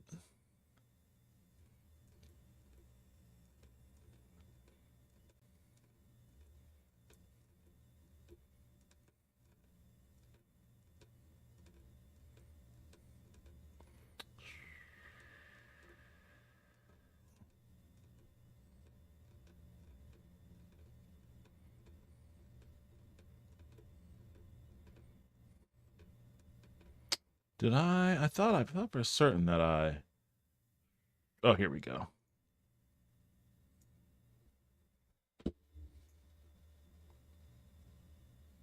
This one is 82. And in our politics lead, the current president is 79. The previous one is 82. And 1/4 of Congress is over the age of 70. It's as loud as it gets. Behind this gerontocracy of sorts is that Americans are living longer and healthier. But we cannot pretend that aging is always graceful or that leaders always know when it's time to leave the arena. And that brings us to the sad tale of D.C.'s longtime delegate, 88-year-old Congresswoman Eleanor Holmes Norton. In Washington, D.C., she is a legend. I will not yield, sir! But now that legend seems to be coming to a sad end. D.C.'s delegate in Congress since 1991, Congresswoman Eleanor Holmes Norton, is 88 and facing new questions about her fitness for office. The 18-term Democrat recently filed a police report saying she was the victim of scammers posing as HVAC workers at her Capitol Hill home, allegedly conning her out of more than $4,300. After local TV station NBC4 here in Washington, D.C. reported that the internal police commander's report stated Norton, quote, suffers early stages of dementia, unquote, her office issued a statement that, quote, the medical diagnosis included in the police report was based on an assumption the reporting officer was unqualified to make. Norton's office telling CNN in a statement she won't be commenting on the incident, saying, quote, the Congresswoman is allowing law enforcement to investigate and apprehend the suspects without interference. I yield you no ground. Moments like this, and I love Eleanor Holmes Norton. She was awesome. Self-govern, cementing her reputation. But these days, Norton is often seen reading from prepared remarks. President Trump declared a crime emergency, fueling concerns about her stamina and effectiveness, even among those who once worked beside her. Congresswoman Eleanor Holmes Norton, someone whose work inspired me so much that I threw aside my own legal career to work under her. Now that same former aide, D.C. Councilmember Robert White, is challenging his one-time boss in next year's Democratic primary. For 35 years, Congresswoman Norton has served the idea that she's even running again. The title Warrior on the Hill, but that is not a title that she can hold now. Another challenger, D.C. Councilmember Brooke Pinto, joined the race this month. We need someone to be dynamic and protect our District of Columbia values that are so under attack. Questions about Norton's fitness have arisen before, including in 2015 after she was caught on camera hitting a neighboring vehicle while attempting to park her car at the Capitol. Her office confirmed to Mother Jones magazine earlier this year that the 88-year-old no longer drives. Despite growing questions about her age and capacity, Norton has twice stated publicly this year that she intends to seek re-election. But her staff has since walked back or clarified those announcements, leading to accusations they're shielding the Congresswoman from reporters. in the Washington Post. Sorry. Did you We're not read? talking about this right now. I'm so sorry. Her office denied our request for an interview. The police report also said that Norton. The officer is not a doctor, true? How can an officer diagnose mental illness? I don't think the diagnosis of that mental illness from the cop is really the issue. I think the issue is that it's not so much it's the consistent string of behaviors that creates questions about her mental acuity, knowing that, and there have been, I don't know if you want to call them whistleblowers or not, whatever you want to call them, people with knowledge, who work at pharmacies in DC who say there are a shocking number of elected officials. They didn't say names, but they said there are a shocking number of elected officials who have medication for dementia. That's all. So that's not a one-to-one. It doesn't connect her to anything. Like, only she can tell you what she's dealing with, or I guess her legal medical attorney. But if there are signs, then you kind of have to wonder, is she loopy for real? I had no idea. Who is this person? Eleanor Holmes Norton is the, I guess, DC rep, if you want to call her a rep. I forget her actual title because, DC doesn't have a vote in the House. But she's effectively the rep for DC. She's awesome. She was awesome. I've always been a huge, huge fan of her. She's been a strong, progressive fighter. But again, Father Time, no one wins that fight. Quote, caretaker power of attorney was not at residence, unquote. Norton's office denied that she has a caretaker. Covering for an aging politician is sadly par for the course in D.C. Last year, Republican Congresswoman Kay Granger lived in an assisted living facility for dementia patients. This was the craziest part. This is a Texas Republican rep from Texas, who just disappeared, just vanished off of the map. Nobody knew where she was. They were like, where is she? No one's actually seen her for a while. She hasn't cast any votes on anything. And she popped up at an assisted living home for dementia patients. And nobody said anything about it. Everyone was just like, oh, okay, well, she's just there. No problem. And then it wasn't really made into like any kind of a big deal. While still serving in Congress and drawing a congressional paycheck. Since November 2022, 8 sitting members. Now, this is the reason why I'm playing this video right now, because this is the real point. Like, yes, you could have clarity of mind as an old person, sure. Like, and I don't mean to sound ageist or anything like that. You can have clarity of mind. You can still have strength. You can still have vigor. You can have all of those things. But if we're talking about our current political state where we're at right now, the Trump's big, beautiful bill would not have passed the House of Representatives were it not for the fact that 4, I think it was either 3 or 4 sitting Democrats died in office, including Jerry Connolly, died in office. And when those Democrats died, that cleared the path for the House to pass that bill. All of that shit that's falling out from that, like the tax cuts and the cuts to Medicare and Medicaid that's going to inevitably come, all of the shit that falls out from that bill is a result of 3 Democrats dying in office. Of Congress have died in office. All of them Democrats. Norton's situation has drawn comparisons to President Biden, who faced similar scrutiny over age and reliance on staff during his tenure, all of which is sparking internal criticism that the Democratic Party has a gerontocracy problem. Like everyone else who loves her, I also recognize that she doesn't have that fire and energy in a time where DC really needs someone fighting on Capitol Hill. Delegate Norton has until March to formally file to run in the Democratic primary. It's a little bit of a sidetrack from the Japan story, but I see your point. But please don't just blame old people.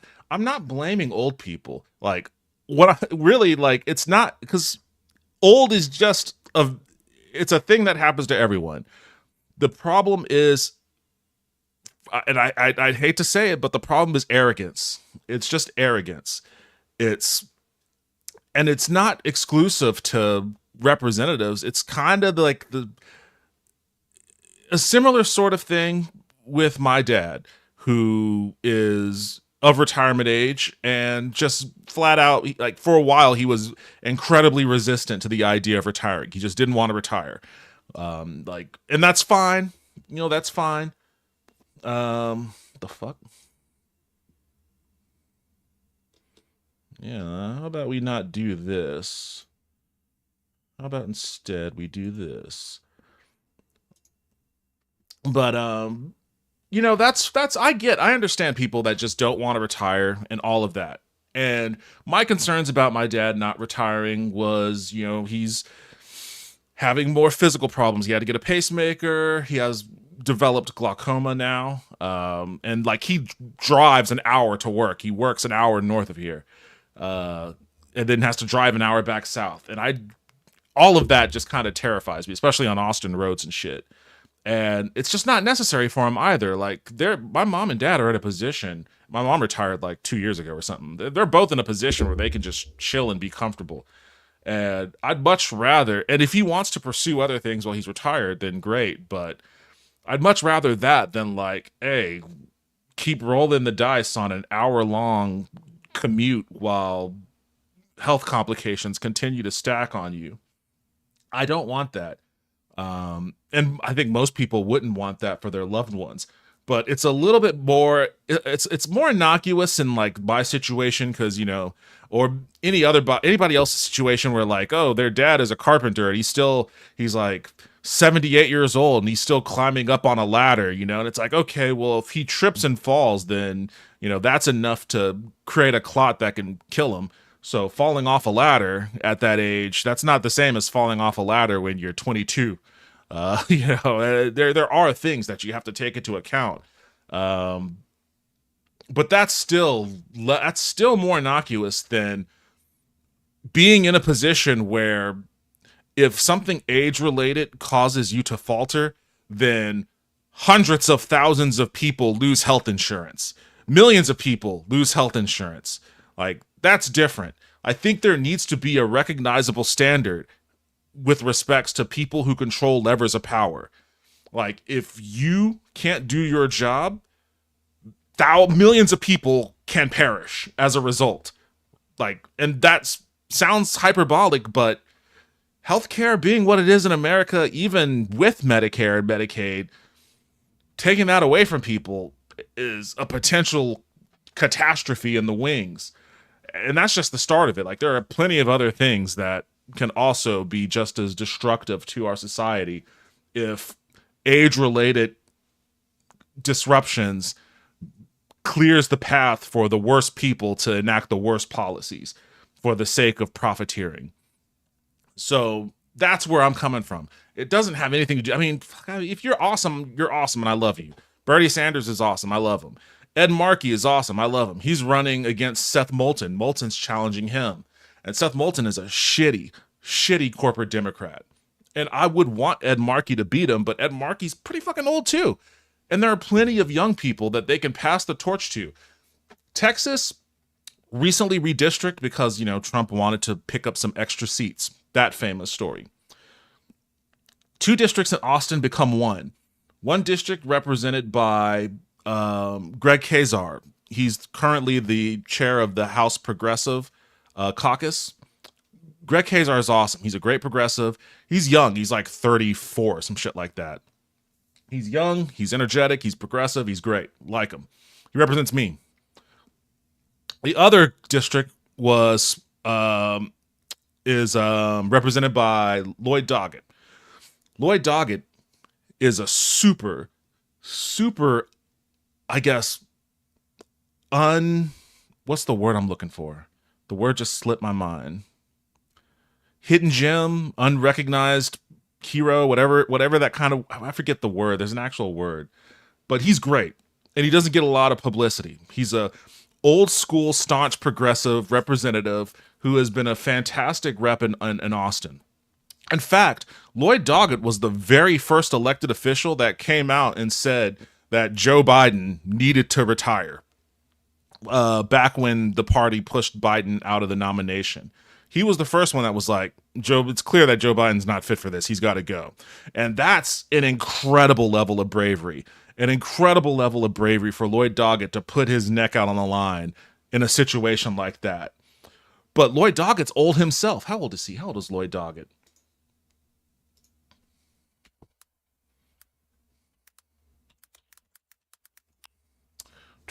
'79. Lloyd Doggett is 79 years old. He's as old as fucking Biden. He's 79. But this is what Lloyd Doggett did. When those two districts merged as to one, what could have happened was that Lloyd Doggett could have challenged Greg Casar for that district. And technically he has every right to do that. He's been representing the district for years before Greg Casar showed up. But he didn't do that. He decided to step aside. He was like, you know what? There's going to be no primary. I'm handing the baton to the younger generation. I'm going to dip out. Nothing but an infinite amount of respect for him. I already had respect for him because he's a great rep, but an incredible amount more respect for him for being able to just recognize the moment and being able to understand, all right, it's for the better of the party, for the good of the country, for me not to put up a fight in this and to just hand the baton to a younger generation.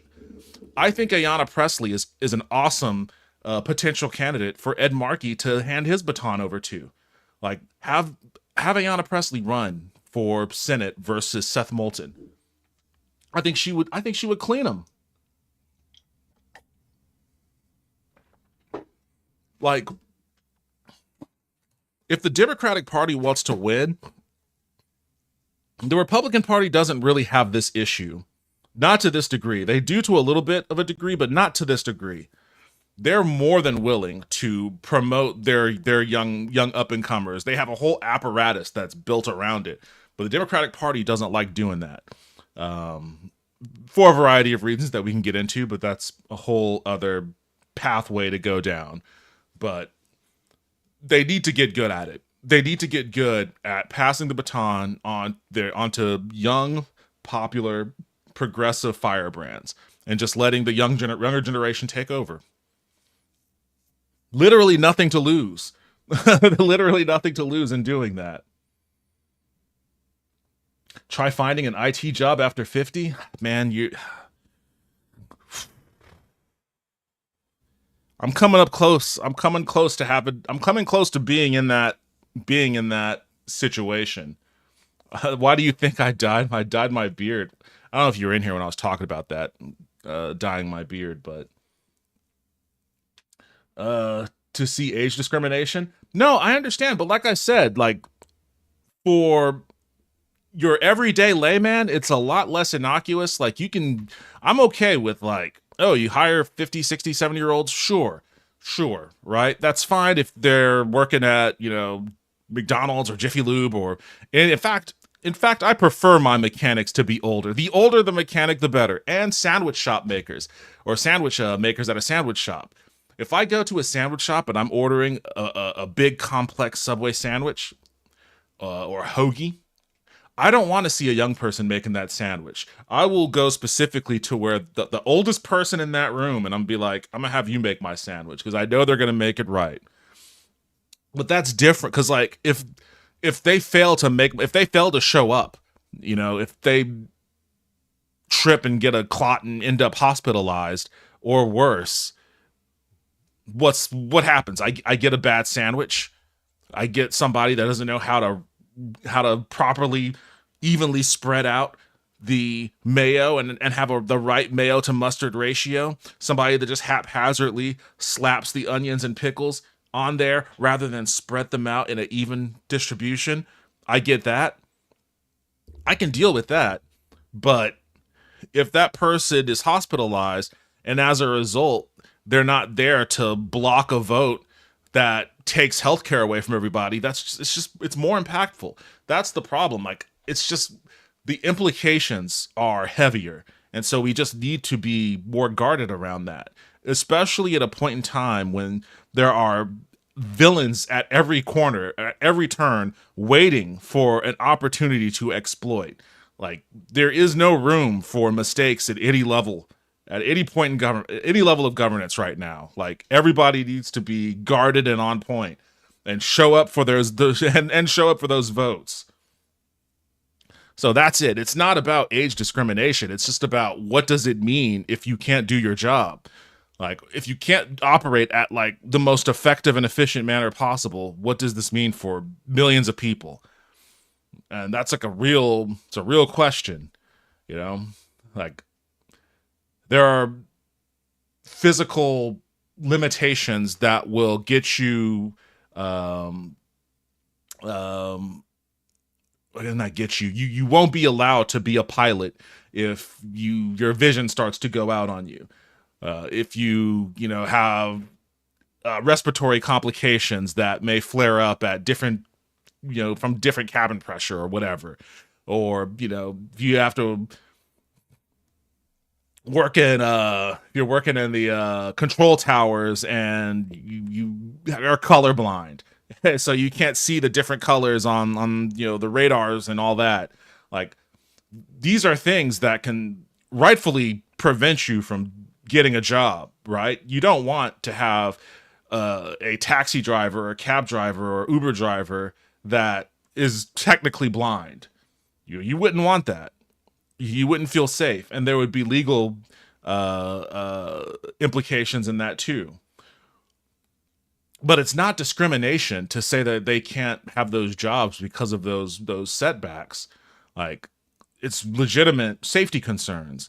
And all I'm saying is that the same goes for Congress and elected officials. It is a safety concern for the entire country, given what it can mean for them to not be able to do their job.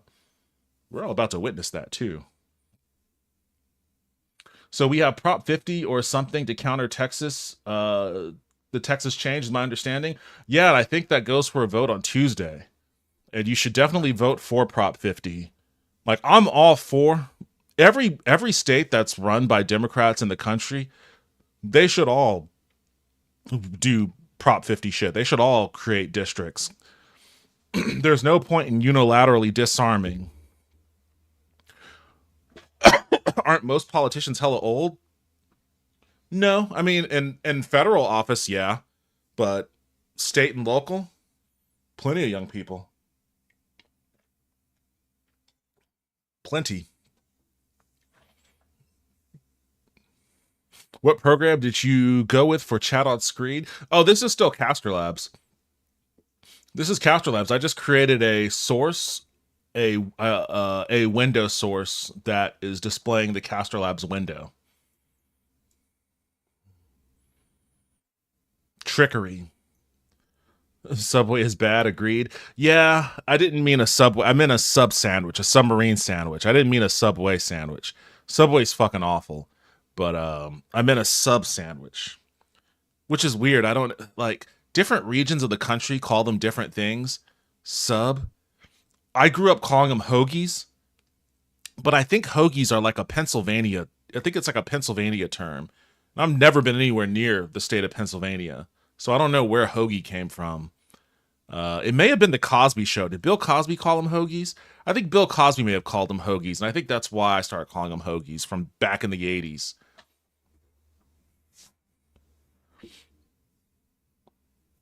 They don't put any love in the sandwich. I don't even know if you can call what they make a sandwich.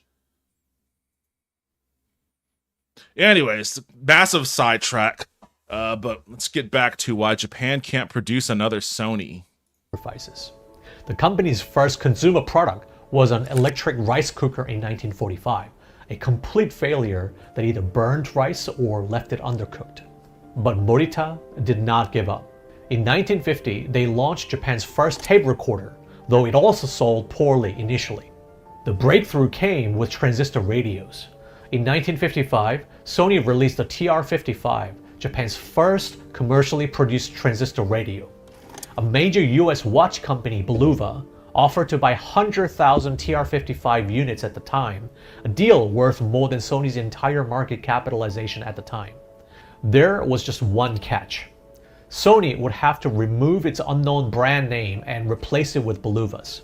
The Tokyo management team urged Morita to take the deal, but he refused, famously declaring, "In 50 years' time, we'll have made the name Sony as famous as yours. So it's a no, thank you." With Sony's reputation growing, Morita set his sights on the United States.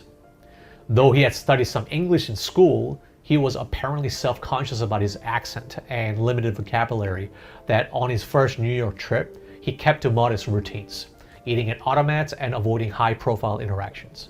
Then his American advisor, Masaru Automats are Takagawa, so weird. pulled him aside and said, look, if you want to be taken seriously, stay in the cheapest room of the best hotel, not the best room of the cheapest hotel. Morita took the advice and moved into the Windsor Arms Hotel, and instantly, US partners began treating him like a serious executive. By projecting confidence through his surroundings, he unlocked better conversations, more English practice, and crucial... You see, this is the kind of thing, whenever you see like anything on TikTok or whatever about making fun of boomers when millennials or Gen Z are having a hard time finding jobs, and you know the job market is crazy and it's hard to get interviews, etc., and they're making fun of like boomer advice where it's like, oh, you need to just go in and shake their hand real firm, look them in the eyes, tell them that you really want the job, you know, go drop your resume off and demand to speak to the CEO or whatever. And they have that kind of like old-fashioned, old-timey advice. Like, this is where that comes from. This is the era where that kind of thing would have worked. Like, he booked the cheapest hotel in an expensive, or the cheapest room in an expensive hotel, and that was enough to get like his business partners to look at him as like a serious option. Like, oh, he's staying at the Windsor. Oh, he must be serious. I think we need to go talk to this guy. Like, that's all it took. Like, I don't know what the modern equivalent of that advice would be today. That would be a good question to have answered by somebody that, I guess, does business. I guess maybe would it be a venture capitalist? Asking them like, how do you determine, like, what do you do? Do you look to see what hotel room they're staying at? Like, does that factor into it at all? I can't imagine it does even a little bit, because most of these companies that get investments now are by scraggly, unkempt dudes that never change out of their pajamas at the least.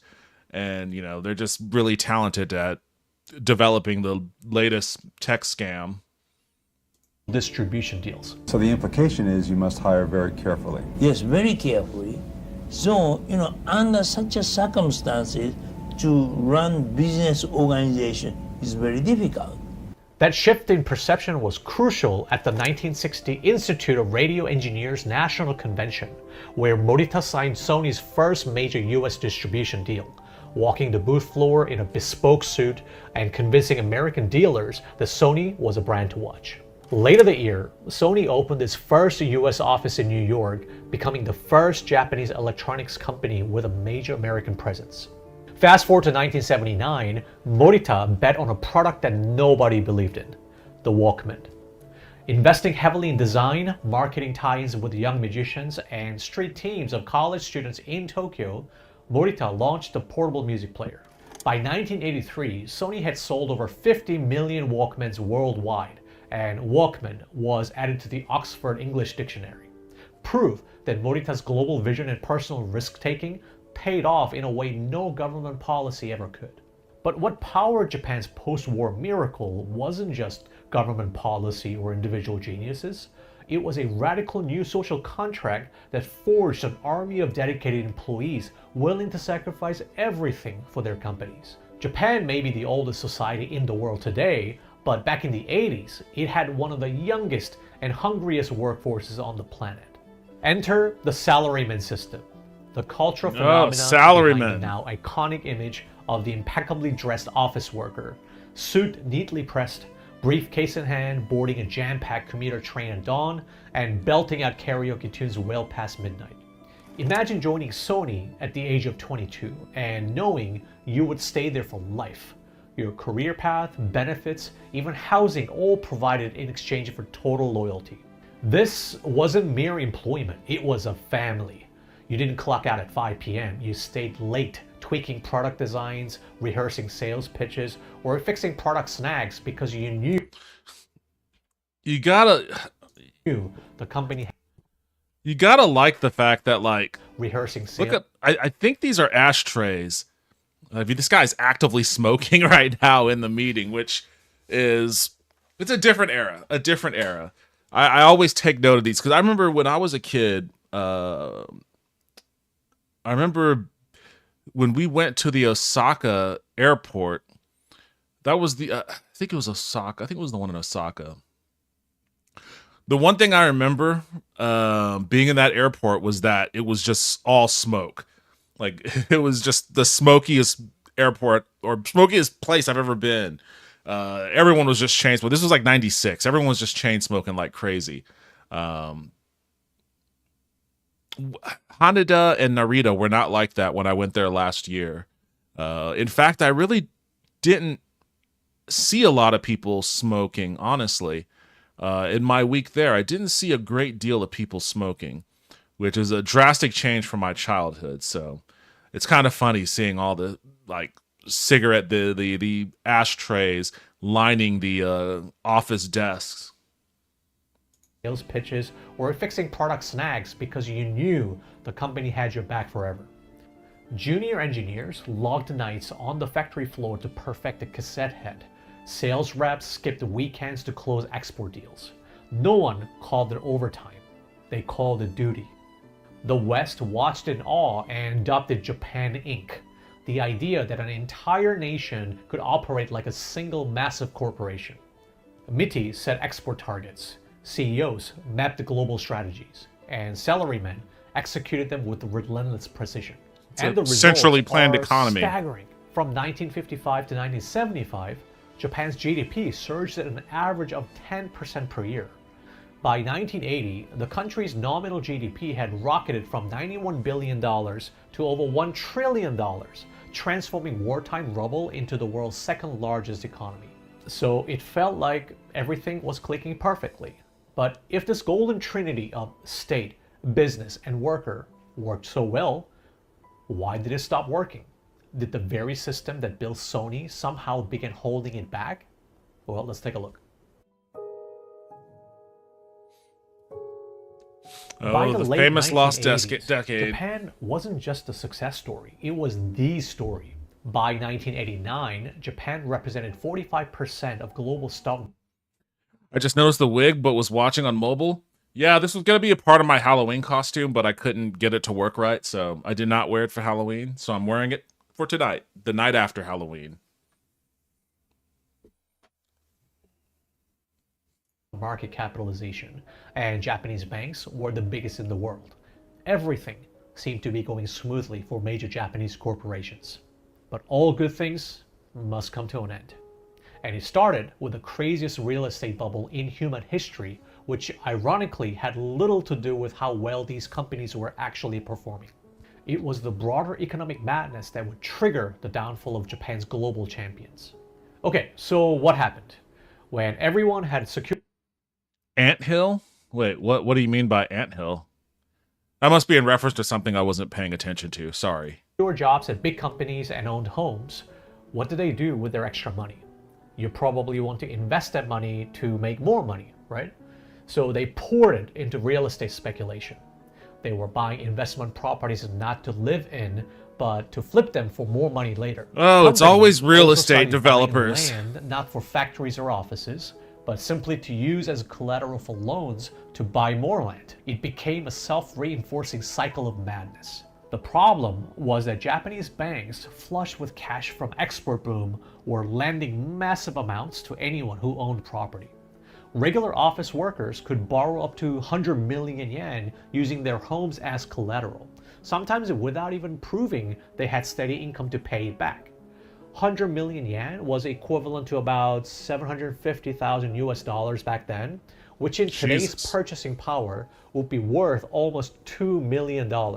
So yeah, banks were essentially lending I'll take a $2 million loan to regular office workers. And when that keeps up, you can guess what happens next. Land prices increased 5,000% in just 30 years. To put this in perspective, if your house cost $100,000 in 1956, then by 1986, it would be valued at $5 million.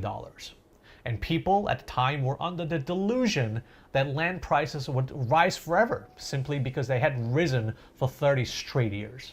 At the bubble's peak, Tokyo real estate was 350 times more expensive than equivalent space in Manhattan. And the Imperial Palace, that's where Emperor Hirohito lived, its grounds alone were calculated to be worth more than the entire state of California. God valued damn. between $850 billion to $5.1 trillion. That was just for about 1.2 square kilometers, or 12.4 million square feet. So the Bank of Japan looked at this speculation madness and panicked. They realized that when a single Tokyo parking space was worth more than New York Central Park, and the Imperial Palace grounds were valued higher than all of California, something had to give. So they made what many consider a catastrophic policy mistake. Instead of gradually cooling the market, they decided to kill it. They aggressively raised interest rates 5 times in rapid succession, from 3.25% in May 1989 to 6% by December 1990, a massive 2.75 percentage point spike in less than 2 years. It was like slamming the brakes on a speed train going 200 miles per hour. At the same time, the Ministry of Finance introduced the landing caps specifically targeting real estate in April 1990, choking off the credit that had fueled the property boom. They also slapped on new taxes, a 3-point consumption tax and higher land transfer taxes, all at once. The result? The bubble didn't deflate gradually. It exploded. And because everything was so interconnected and leveraged, what should have been a controlled correction became an economic catastrophe that Japan still hasn't fully recovered from. Here is what made it so devastating. You see, leverage amplified everything. When stock prices started falling in January 1990, it triggered margin calls. When banks couldn't lend to real estate anymore in March 1990, property values started collapsing. Since much of the stock market gains were financed by using inflated real estate as collateral, falling property prices forced more stock sales, which drove prices down further. By 1991, business bankruptcies had surged 68.5% to over 10,700 companies, the highest since World War II. Major financial institutions started collapsing as well. Yamaichi Securities, Japan's third largest brokerage and century-old institution, went bankrupt in... By the way, I can't help but feel like we are on the precipice of this here in America whenever our AI bubble bursts, because we're still doing 2008 shit. We're still doing the subprime mortgage scam. They call it something different. The collateral debt obligations, they call it something a little different now, but it's still technically the same thing. But I feel like once the AI bubble bursts, we might be in line for a Japan in the 90s kind of situation, if not worse. There are some differences. The fact that we are still the world's leading economy, however tenuous our grasp on that may be.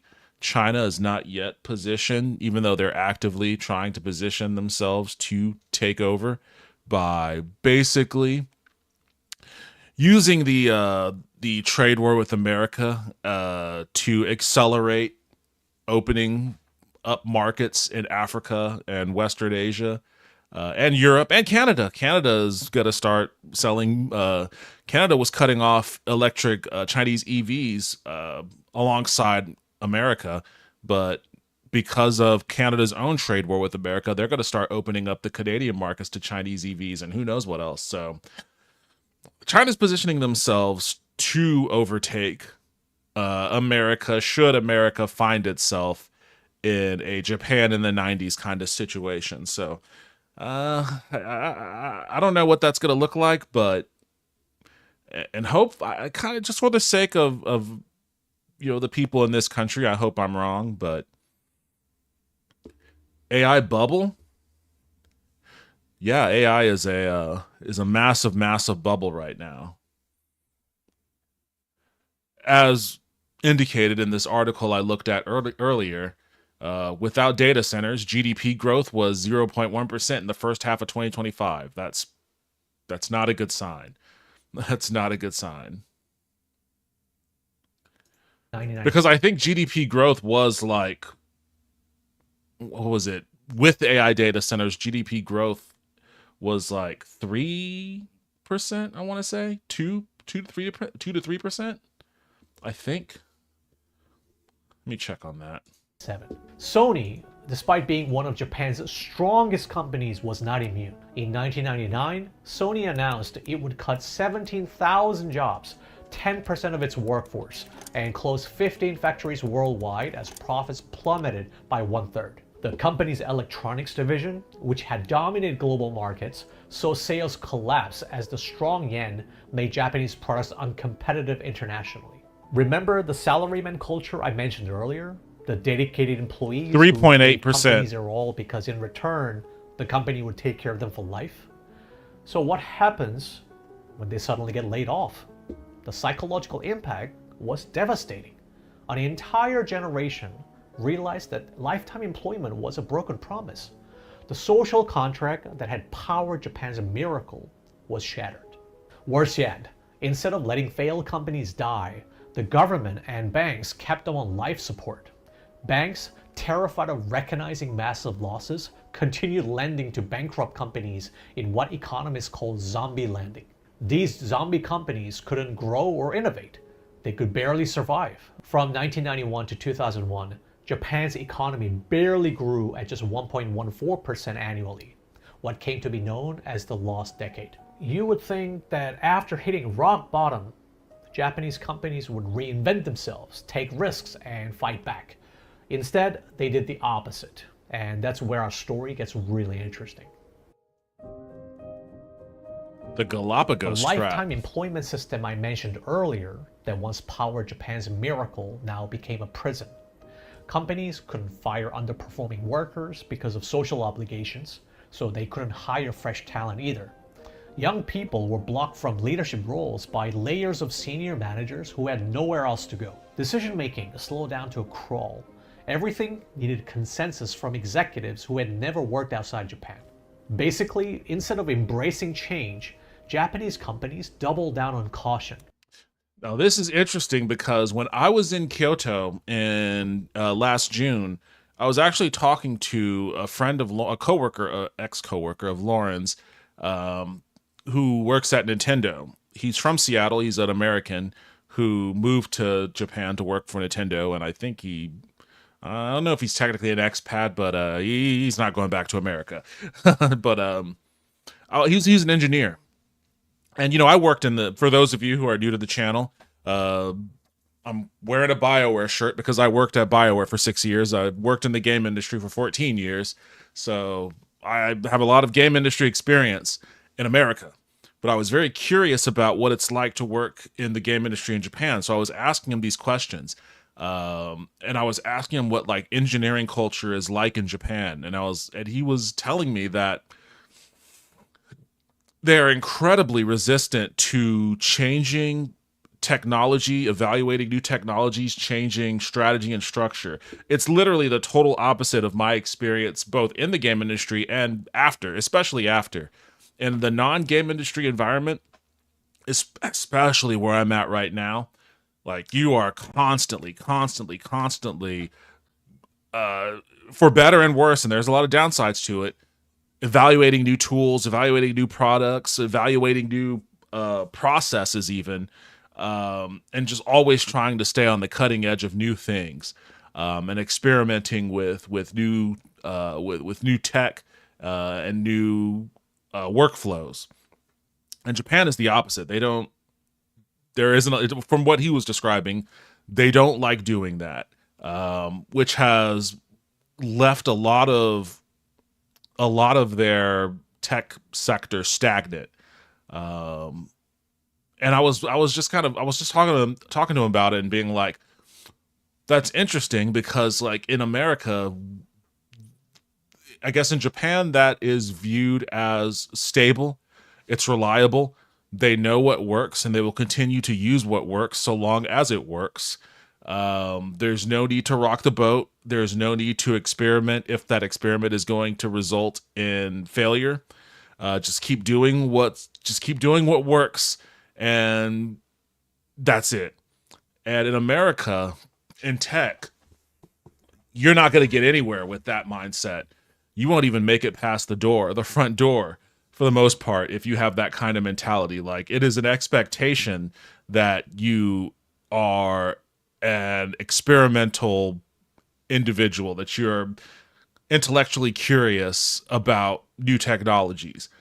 So it was just kind of interesting to hear him talk about that from that side. And I guess what he's mentioning here is that mentality extrapolated on a macro level, and how it affects, I guess, the growth of their industries or lack thereof.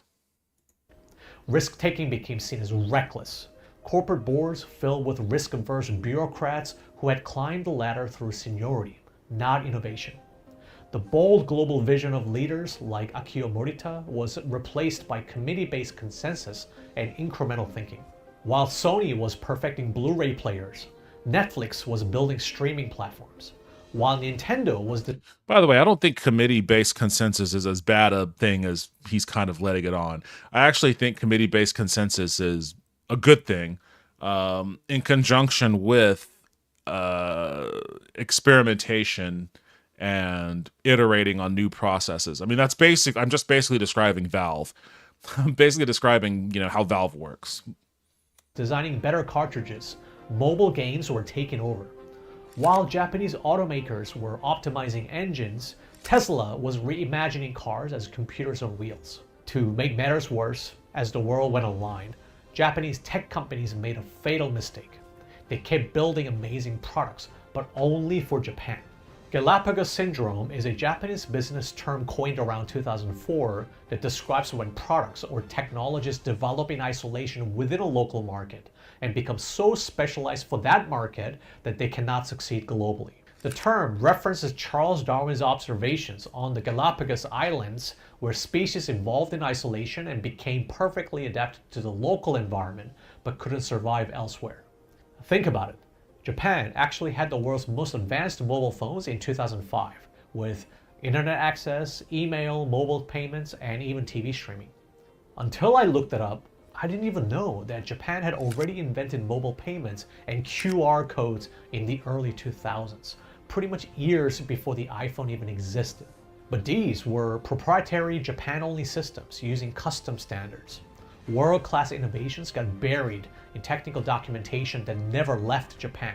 Japanese companies remained obsessed with launching perfect hardware, which may have worked in the 1980s when product cycles were measured in years. But in the 2000s, when software could be updated weekly and user preferences shifted monthly, perfectionism became paralysis. The results were devastating across Japan's former champions. Sony's market cap fell 80% between 2000 and 2012. They missed the flat-screen TVs, losing out to Samsung, the smartphone revolution despite making excellent components, and streaming music, losing out to iTunes and Spotify. To give credit where credit is due, Sony initially struggled during the digital camera transition as well, when Canon and Nikon's DSLRs dominated the market. But they did eventually find major success in mirrorless cameras, becoming a market leader by the 2010s, and essentially pioneering a full-frame mirrorless revolution. Sharp, once a pioneer in LCD TV technology, and the company that created the world's first commercial camera phone in 2000, suffered a dramatic decline in the global TV market. Sharp simply couldn't compete with fast-moving Korean rivals like Samsung and LG, who offered competitive quality at lower prices. The company was eventually acquired by Taiwan's Foxconn. Yes, the same company that manufactures iPhone components. In 2016 for $3.5 billion, a fraction of its former value. Toshiba's collapse was even more spectacular, involving a massive accounting scandal from which the company systematically inflated profits by $1.2 billion over 7 years. It was corporate culture gone wrong, where 3 consecutive CEOs pressured subordinates to meet unrealistic profit targets while maintaining a culture that discouraged employees from challenging senior executives. Toshiba's acquisition of Westinghouse Electric turned into a catastrophic bet, when Westinghouse filed for bankruptcy in March 2017 after massive cost overruns on the US nuclear plant projects. This forced Toshiba to book a net loss of 1 trillion yen, around $7 billion for 2017, one of the largest annual losses in Japanese corporate history. Look, the point is, by 2010, Japan's global corporate champions were shadows of their former selves, still making excellent products, but stifling innovation through corporate politics and becoming increasingly irrelevant to a world that has moved on without them. Okay, so this all sounds a bit depressing, but could Japan still make a comeback? In November 2022, the Japanese government launched its most ambitious economic bet in decades, the Startup Development 5-Year Plan. The goal? Create 100 unicorn companies, 100,000 startups, and attract 10 trillion yen, about 67 billion US dollars in investment by 2027. Is Japan's moonshot to reclaim its innovative edge. They've expanded startup visas nationwide, allowing foreign entrepreneurs to stay for up to 2 years without immediately setting up offices or security capital. Now, I'm not gonna lie, I was looking into this when they announced this, especially after the election. I was like, maybe I should give that startup visa in Japan thing a look. I think there are a lot of things that Japan could do to put a shot in the arm for their industries, but a lot of it is going. I think a lot of it is going to require, as a function of necessity. We want to talk about ageism, I guess. Japan is an old society. Their birth rates have been low for years and years now, and they're just kind of aging out of existence at this point. So they've got a lot of people that are starting to go into retirement, and they need more and more medical assistance, as older populations tend to need. They have some policies. They've passed some policies that will bring in a ton of hospital migrant workers from India, so that there actually can be medical staff available to provide care for that aging population. But there's actually I don't know what the term is, but there's actually a phenomenon in Japan of companies, businesses that just kind of evaporate because the owner either retires or passes away, and they have no heir. There's no heir to pass the business on to. So the company just dissolves. There is a mechanism for passing inheritance on to someone. I wish I need to look into this again. I remember I was reading an article about it, but they're going to have to become less xenophobic about their immigration policies if they want any hope at all of reversing these trends. And I think that this foreign startup visa program is a step in that direction. I think it's the right move. Since this has been passed, though, they did elect that fascist prime minister that walked Donald Trump around like she was doing a Best in Show presentation of a dog. So we don't know how their new government formation will be receptive to this, especially with the rising popularity of Sensato, but there is at least this in place for now. So years without immediately setting up offices or security capital. Now, unicorns are companies valued at over $1 billion, so that's pretty hard for any company to achieve. The chances of a startup reaching unicorn status are extremely low, less than 0.1% of all startups ever reach billion-dollar valuations. Early signs show mixed progress. Japan now has over 10,000 startups and venture capital investment reaching approximately $5 billion in 2024. However, Japan currently has only about 7 to 8 unicorn companies, including Sakana AI and Preferred Networks. This represents relatively flat growth compared to the previous year, and Japan still lags significantly behind the plan's ambitious target of creating 100 unicorns by 2027. But here's the bigger problem. Japan still faces a fundamental challenge that goes beyond government funding. The government's policies are creating more startups. That's great. But are they creating the right kind of startups? Many Japanese entrepreneurs are still building for the domestic market first, planning global expansion later.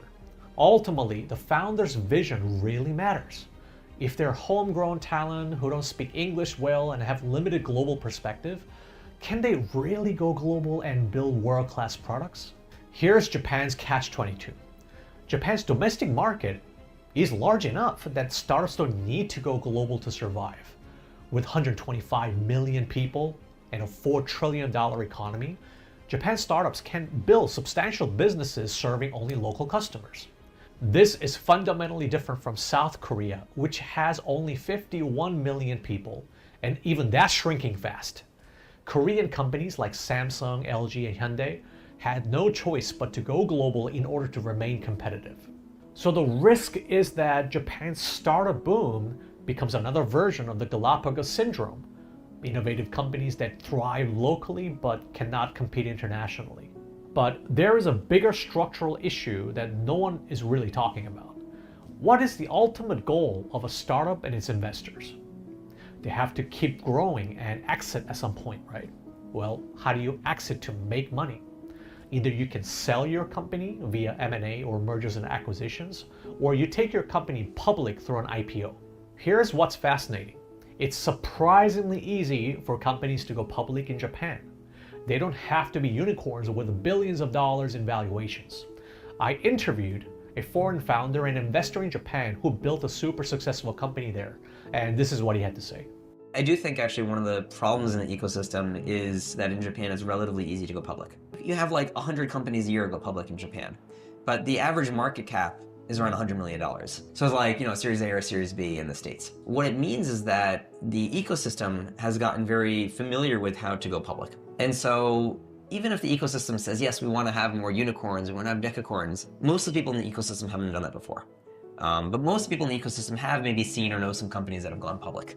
So in a way, going public is actually less of a risk. Yes. Yeah. Right. And there's a path to do it. So liquidity is great. The problem is that a lot of parts of the ecosystem reinforce that path to going public as soon as possible. And as a result of the goals of the company, the goal becomes to go public. And when that becomes the case, then so what I see so often is, companies like $1 million of revenue, they start to prepare to go public, and they go public when they have like $10 million of revenue. And even if the founder thinks like, okay, finally now I'm free of my restrictions to kind of focus on going public and I can now grow the company, the organizational muscles they've built to go public are so different than the organizational muscles that you need to continue to leverage on and kind of take on more risk and go after triple-digit growth. This reveals the core problem. 70% of venture capital access in Japan happens through IPOs, compared to just 10% through M&As. The complete opposite of Silicon Valley. About 60% of Japanese startups that go public remain micro-cap companies with market capitalizations under 10 billion yen, roughly about 7. I'm not sure if this is actually like a good thing or not, because I recognize that the reason why, I mean, this is the tech sector's pump and dump scam. Like, the value in becoming a unicorn is so that you can get that acquisition. Because like when you get hired at one of these companies, you're not really so much getting hired for your wages. Although your wages will be decent, you're going there so you can get options, so you can get shares of the company.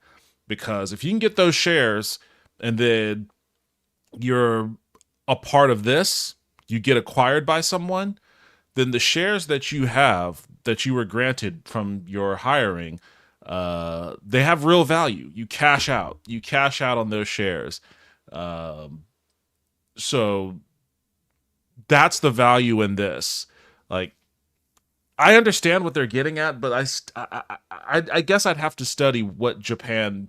I have to study a little bit deeper of how venture capital works in Japan versus America, because in America, because like the goals are different. The goals are definitely different, I think. And for companies in America, the goal, they'll never explicitly say it, but the goal is basically the same as a pump and dump. You're looking for the cash out, the quick cash out, quick in quotes. $20 million.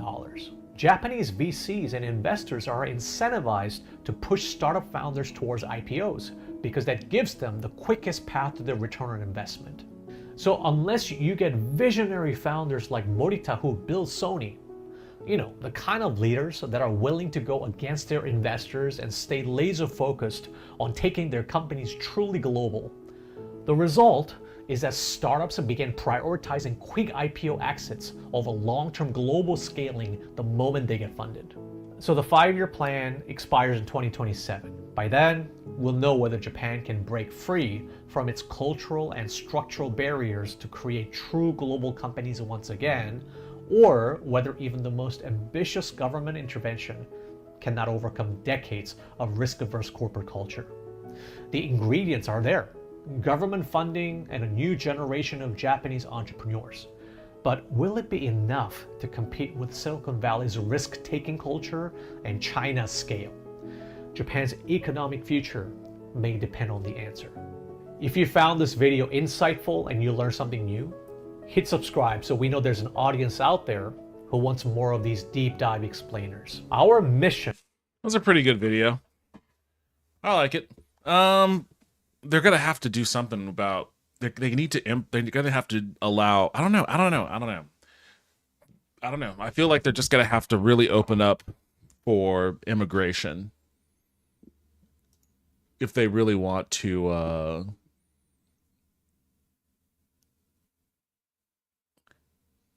I guess it's not just opening up immigration. They're gonna have to. I need to look into see how their VC ecosystem works there. Where's my... Oh, she put it over here.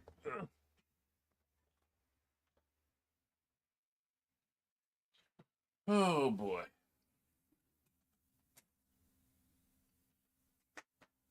I wonder, can I even... I should be able to.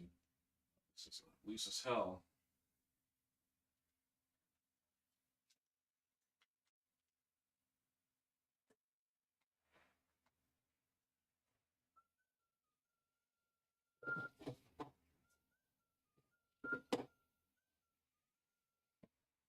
Oh, where's the plug?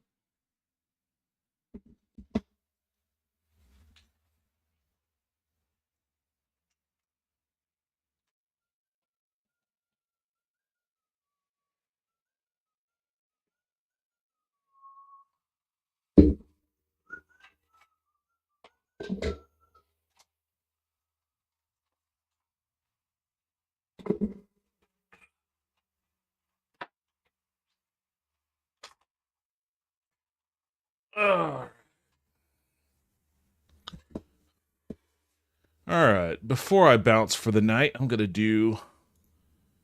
Oh, where's my mouse?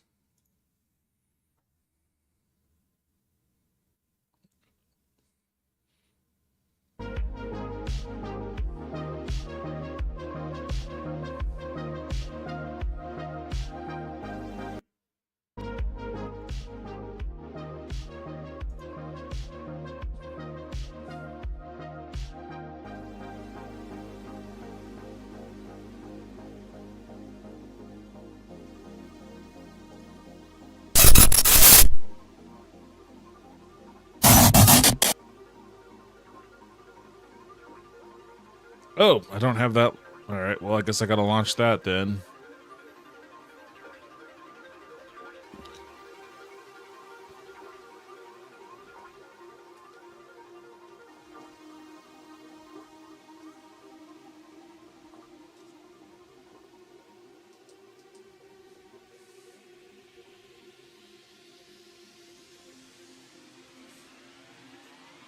All right. Are you gonna load up? There we go. Looks like it's working there.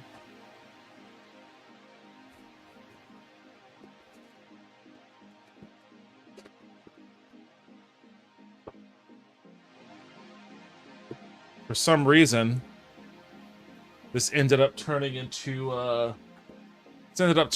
Japan night.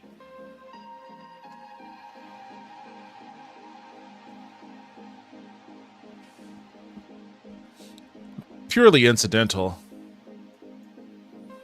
But so long as it is, I guess I'm gonna round the night out by peeking into this Sakura box I just got. They still haven't sent me the Okinawa one, but I guess this one is Wonders of Nagano.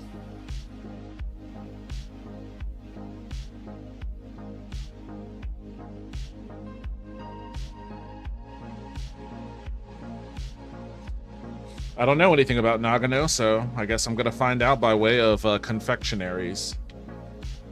The heart of the Japanese Alps. Is that what they call it? Weren't the Winter Olympics in Nagano at some point?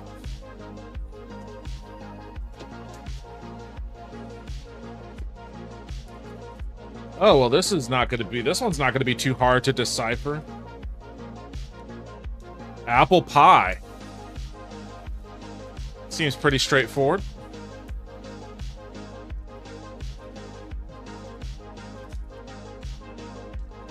We've got some melon hojicha.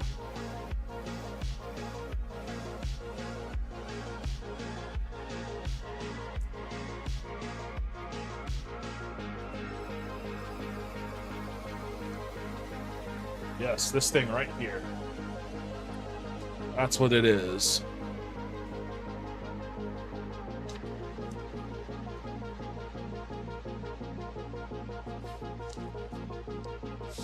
Cultivated in Shizuoka, this hojicha is crafted by roasting sencha leaves to create a smooth, low-caffeine tea. Subtle notes of sweet melon brightens its toasty depth with a refreshing finish. You know, of all the teas that they send me in this, I haven't tried any of them.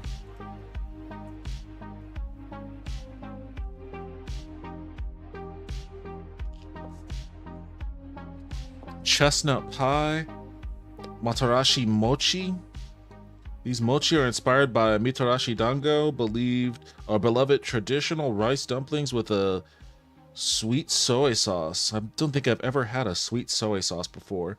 Tender and chewy, each piece delivers a comforting balance of sweet and savory flavors. I think that's this thing right here, maybe? Yeah.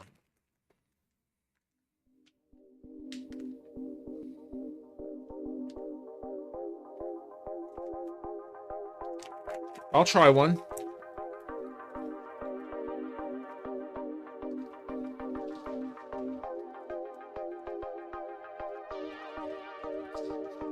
Oh, this thing is pillowy as hell. What the fuck? Oh my god, this thing is so pillowy. I wonder if I can show that. You see how easily it shapes? Whew, okay, let's see what this tastes like.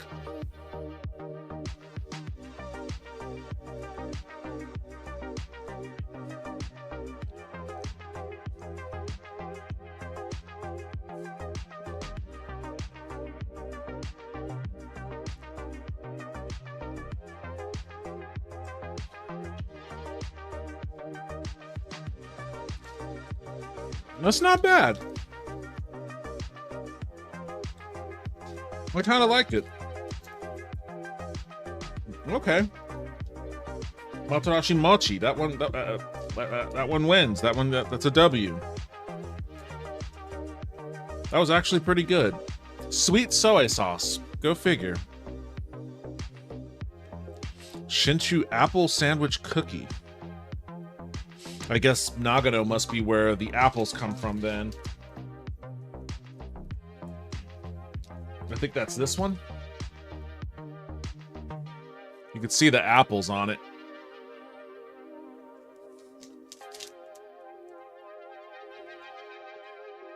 Shinshu apples grown in Nagano and celebrated for their sweet, juicy flavor are blended into a smooth cream filling between cinnamon scented biscuits with a light layer of cornflakes, adding a subtle crunch to this beloved confection. There are cornflakes in this?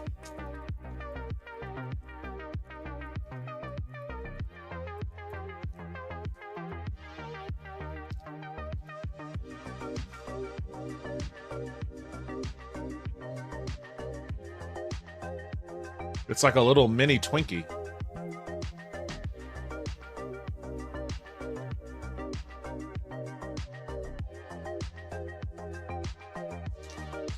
There are no cornflakes in this.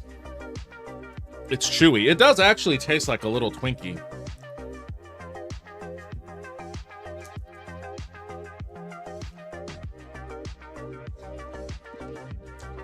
Wait, what is this thing then?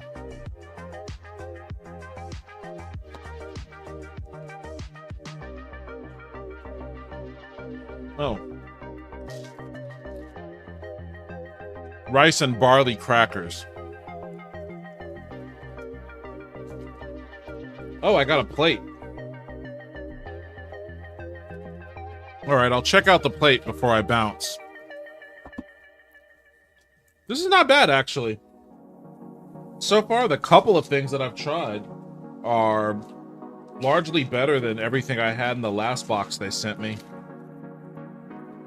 All right, maybe Nagano is my thing. Maybe I need to go visit Nagano. Get me some fresh apples.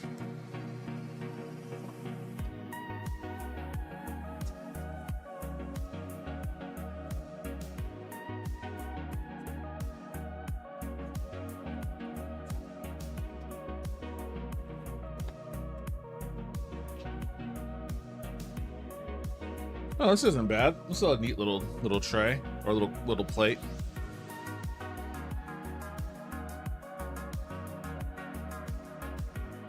This still is not the Okinawa set. I re-signed up for Sakura boxes so I can get that Okinawa set, and they still haven't sent the damn thing to me. That's kind of annoying me right now.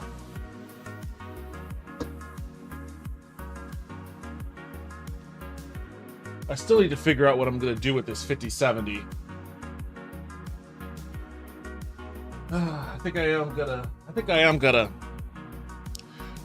gonna put it in this machine just to see what rendering a video is like with it. If it's not that big of a deal, then I'll probably keep it in this machine. That'll be a Monday experiment. That'll be a Monday experiment. So I'll probably stream on Monday. That's gonna be it for me tonight, though.